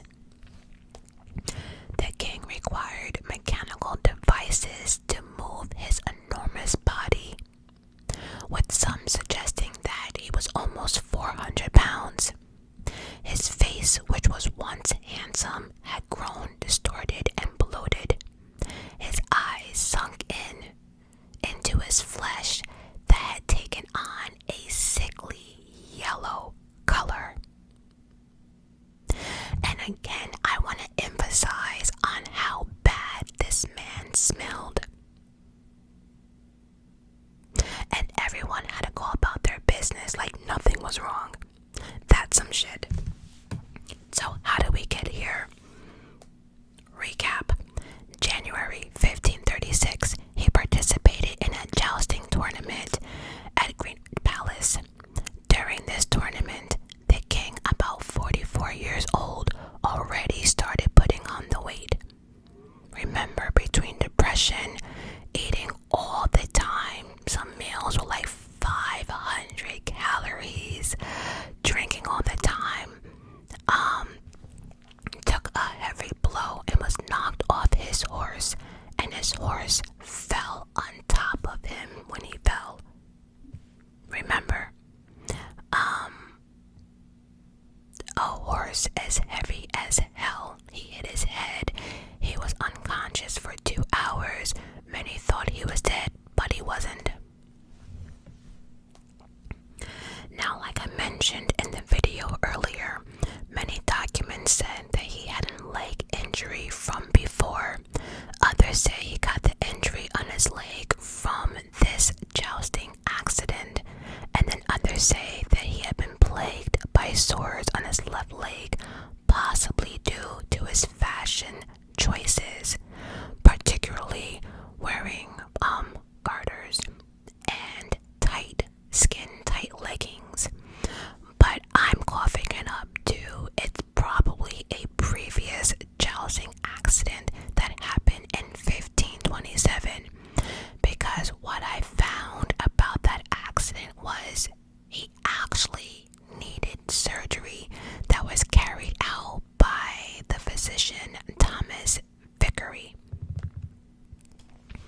Now we have to remember that in the 16th centuries, doctors and surgeons were not like they are today, and that surgery he had was horrific. Again, they did not have the medicine that we have today, so you can use your imagination. I don't think they had like anesthesia. I don't think they had like IV stuff to put it in and boop, you're pain free. Yeah, just think about childbirth back then. Anyone that watched the Game of Thrones or House of Dragon,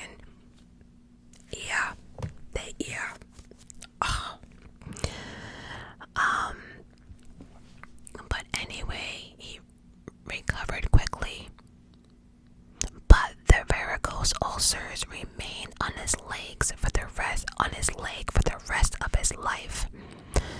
The ulcers were easily punctured and easily infected, and the jousting accident that knocked him unconscious burst them wide open.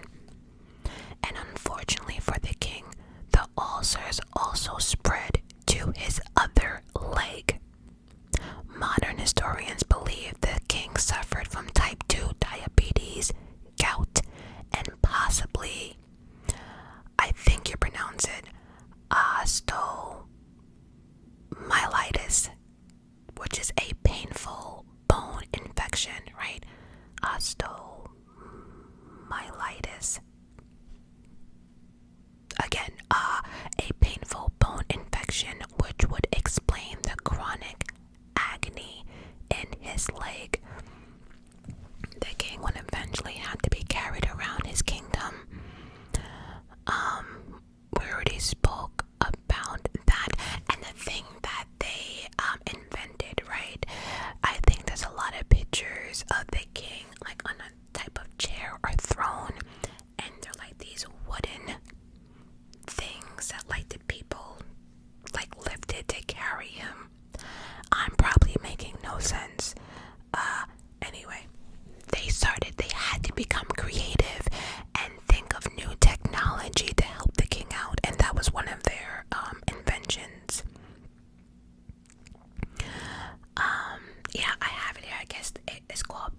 paddles, right? So it would be a chair. They made wooden paddles, and they would have like 4 or 5 men. I don't know. Anyway, more troubling though was the king's mental deterioration. Like I mentioned in the video, him hitting his head, there was probably a lot more damage done than people realize. Again, they didn't have x-rays and stuff back then, but his temper had worsened into an explosive rage. Like he was always angry and just yelling. But in between those explosive rage, he would be mixed in with episodes of confusion, paranoia. The king was now known as a full-blown tyrant king.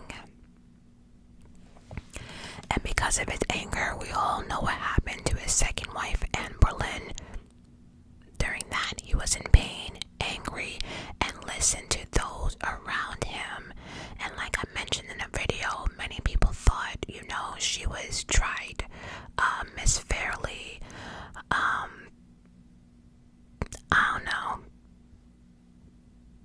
And the crazy thing too, after Anne Boleyn's beheading, her brother and 4 members of her circle were also beheaded.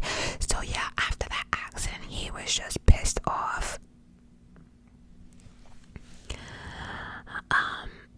And his anger was also bad news for anyone associated with the monastery.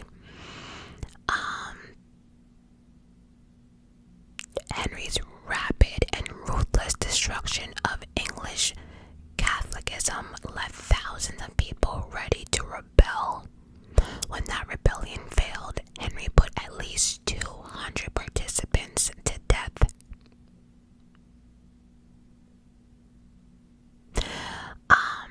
He probably would have done that anyway, whether he was in pain or not, but here we are.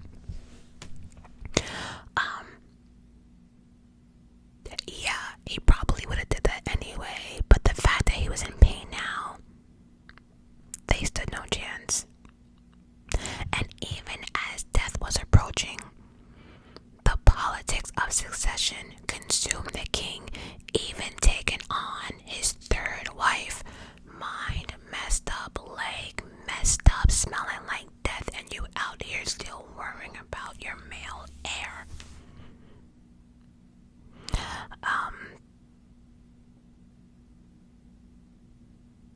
The king's rapid decline in health remained one of the most closely guarded secrets in the realm. The royal council continued to describe Henry as well and good-hearted and all that good stuff.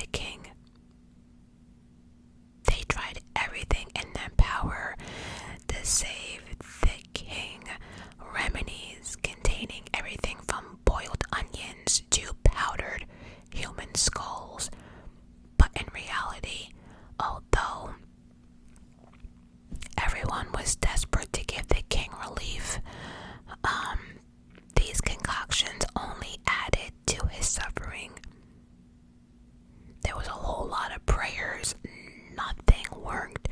And then the king started making his own concoctions, and then the ingredients that he needed, it just became worse and worse and worse. Just a shit show.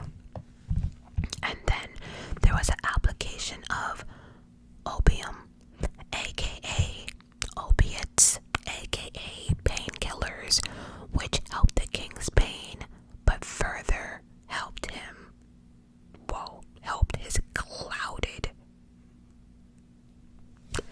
Look, I just now caught myself. I'm saying between the pain, the opiates are, and then him hitting his head, are we shocked that his mind was clouded? Are we shocked? We can't be shocked, but anyway, the painkillers further clouded his already deteriorating mind. His psychological torment matched the physical torment. And that's a hell of a sentence.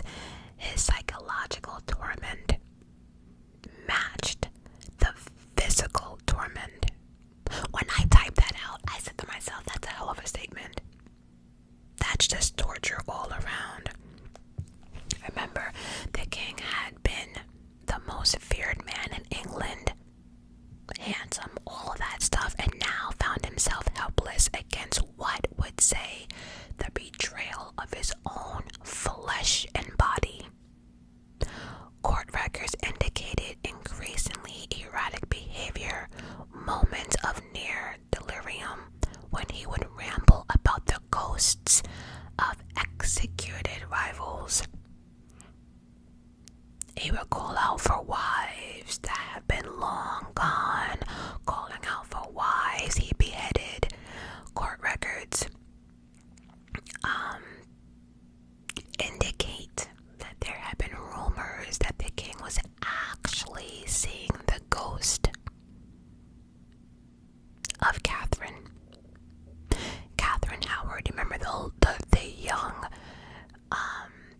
wife, I do believe it was like his fifth wife, the young one that went screaming and tried to run. That was the one that was writing love letters to her lover and got caught. Remember, I told you she ran and the guards found her and she was screaming and all of it. Yeah, he was hearing all of that. The king was hearing, seeing all of it. Towards the end, he was battling with his religion. Remember, he broke away from the Catholic Church and created his own just so he can divorce his first wife. But towards the end, he was really battling his decisions and going back and forth with his religion, asking himself, did he make the right choice? There are also court records explaining how the king would have terrible nightmares, again claiming to see the faces of people he put to death, and then some of the people he put to death, he would wake up and he would see the ghost just standing just right. Look, King Henry VIII, you did a whole lot to not have at least one nightmare. Like, dude.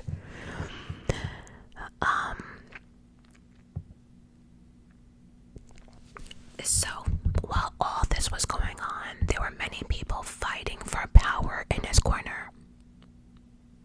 A lot of people were trying to talk in behalf of the king, but most importantly, the question remained, if the king died, what then? Because remember, Prince Edward was very, very young, like 9 years old, so he wouldn't be able to make the proper decisions. So that shit show was happening. And then 1547 marked the beginning of Henry's final collapse. Witnesses reported that the king experienced a seizure so violent that the attendees had to hold him down to prevent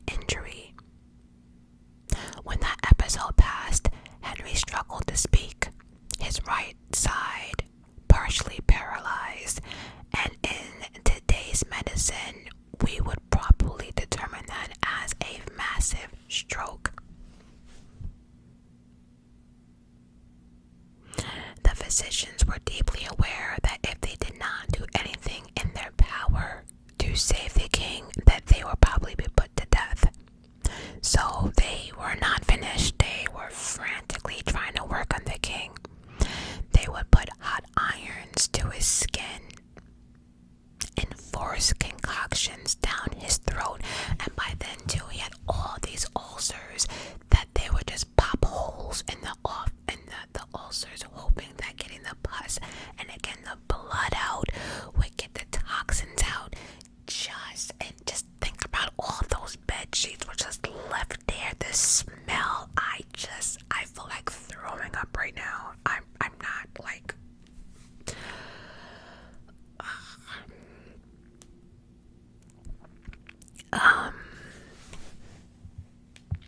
during this ordeal, access to the royal bedchamber remained strictly controlled by Henry's most trusted advisor.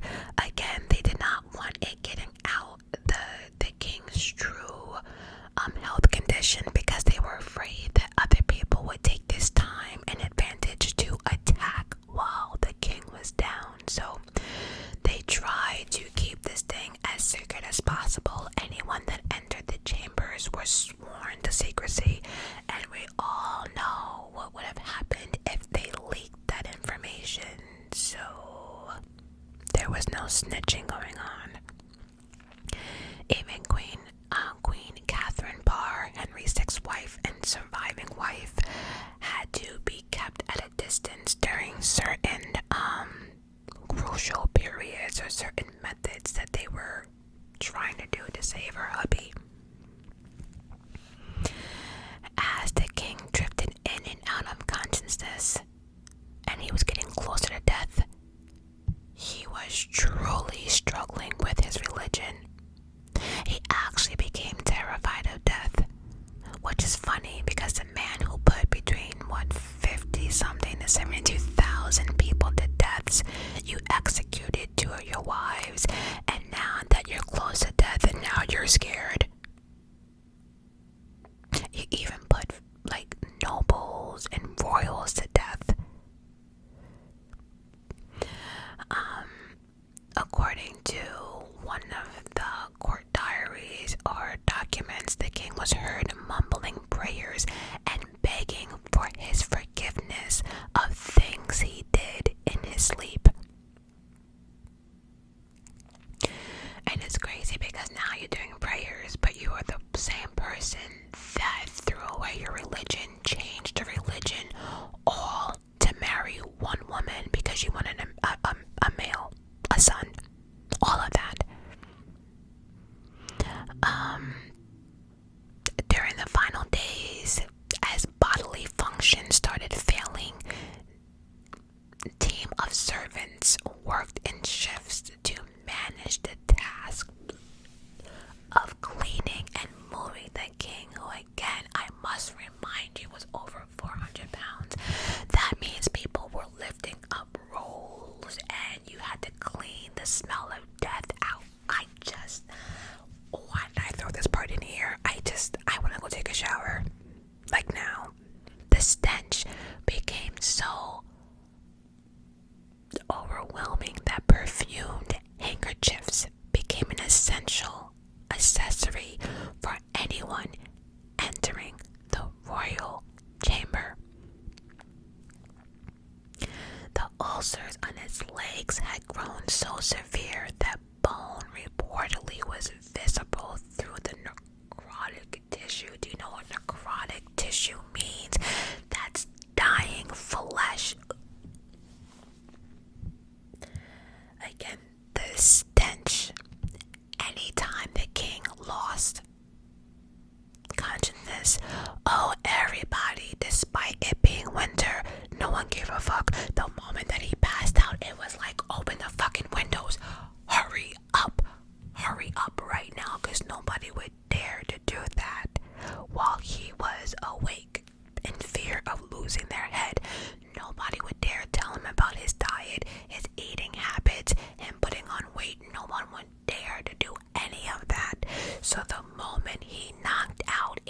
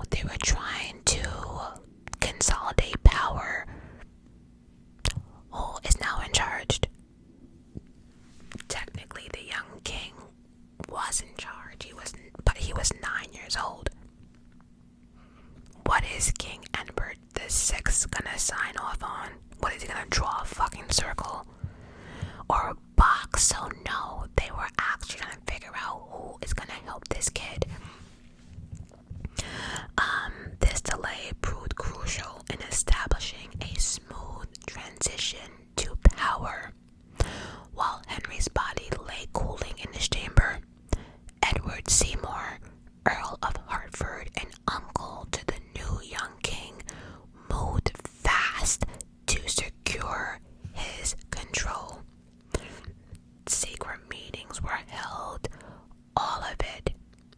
And he made sure he secured that position when they announced the death of King Henry on January 31st is when they announced it. When announced, Edward Seymour had already been named Lord Protector and Duke of Somerset, effectively ruling England and his nephew's name. Anyway, back to King Henry, right? King Henry presented a unique challenge that revealed a whole lot about King Henry and the Tudor funeral practices.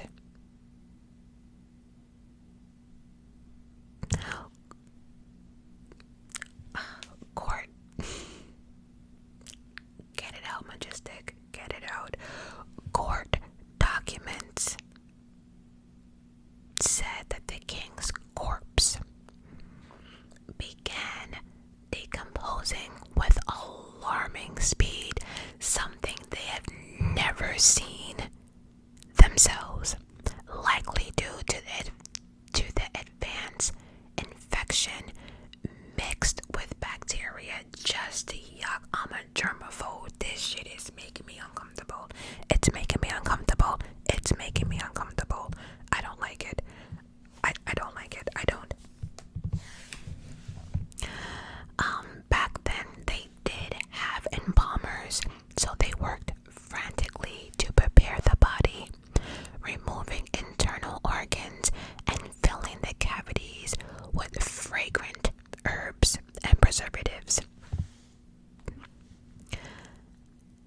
The embalmers were also just as shocked at the state of Henry's body and his internal organs. Some of them were complete mush. They were surprised about the diseased liver they saw and an engorged heart. Just a whole lot of.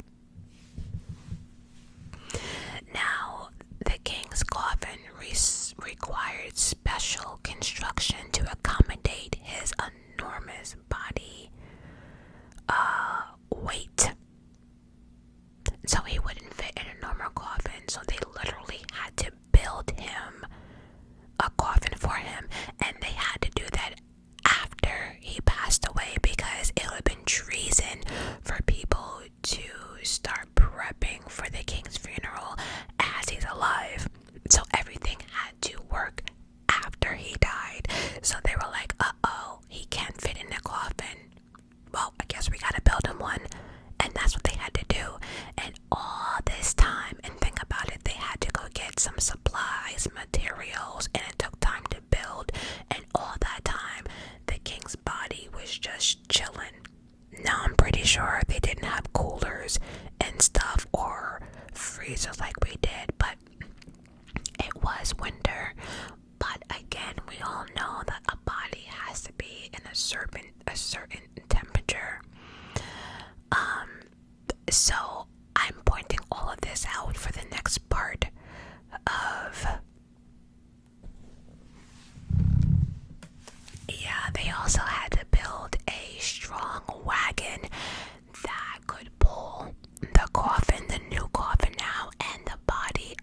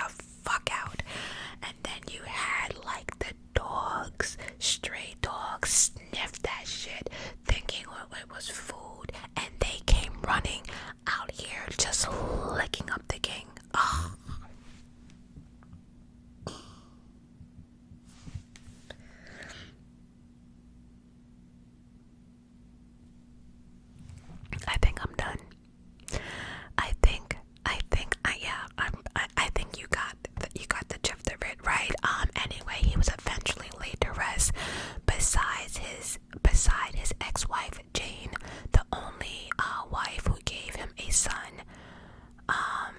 And she was the one who died after complications from childbirth. Listen, I'm over it.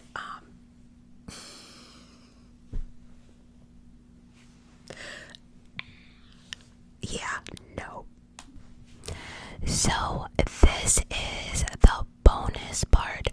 The bonus. And if you made it this far, well, you're awesome. And let me know down below if you made it this far. Please put in some purple hearts for me so I know exactly who are the ones who watch my video completely through. So, bonus, real quickly, this is gonna be some fun facts. Let's start with King Edward VI, right? So after King Henry VIII passed away, his son, King Edward VI, who was, as we know now, the parents, King Henry VIII and Jane Seymour, he ruled England from 1547 to 1553. 1547 to 1553, and was king by the age of 9. Evidency Council ruled in his name due to his young age, who was his uncle Edward Seymour, later becoming Duke of Somerset as protector.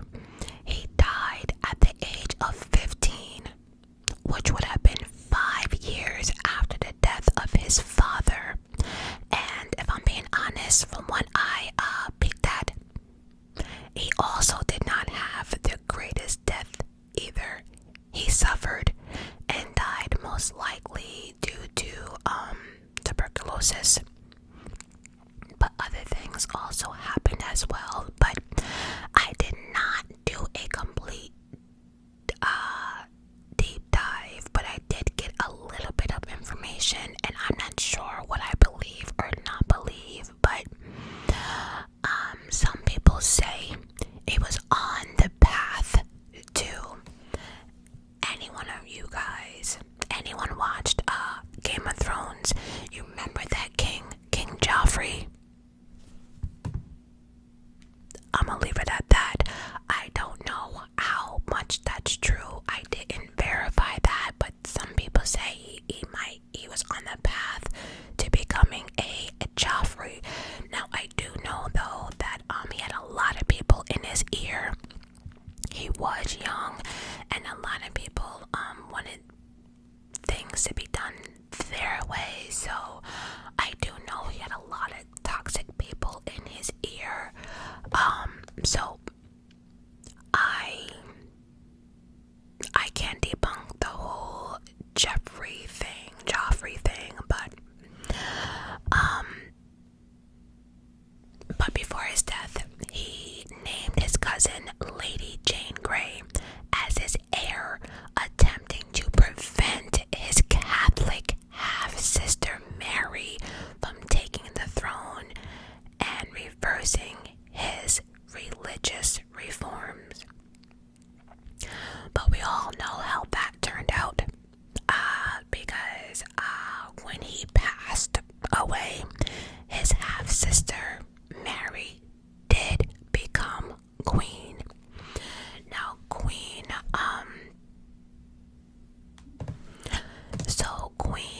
Mary, Henry's first daughter,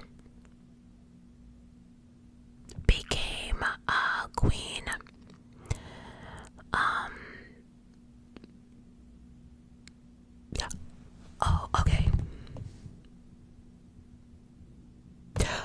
So she was the first Queen of England, which means she was the first woman to serve as queen who had absolute power to everything. She didn't become queen because she married a king, whatever. No, she physically was the first woman to have absolute power because it just happened to be that way.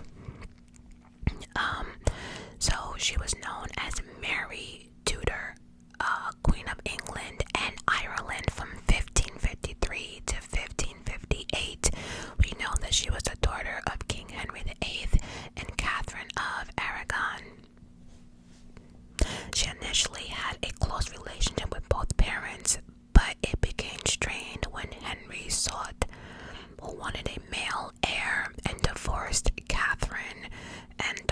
immersed himself in the Catholic Church, all that stuff.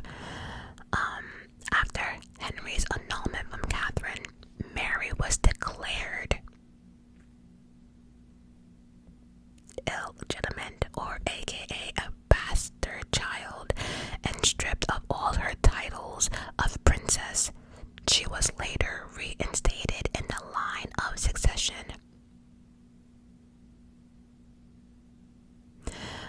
She became queen after her half-brother Edward VI died.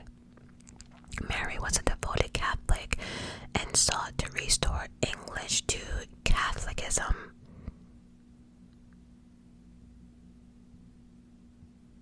Which led to the persecution of Protestants. Now, Mary's marriage to Philip II was unpopular and resulted in England's involvement in a war with France.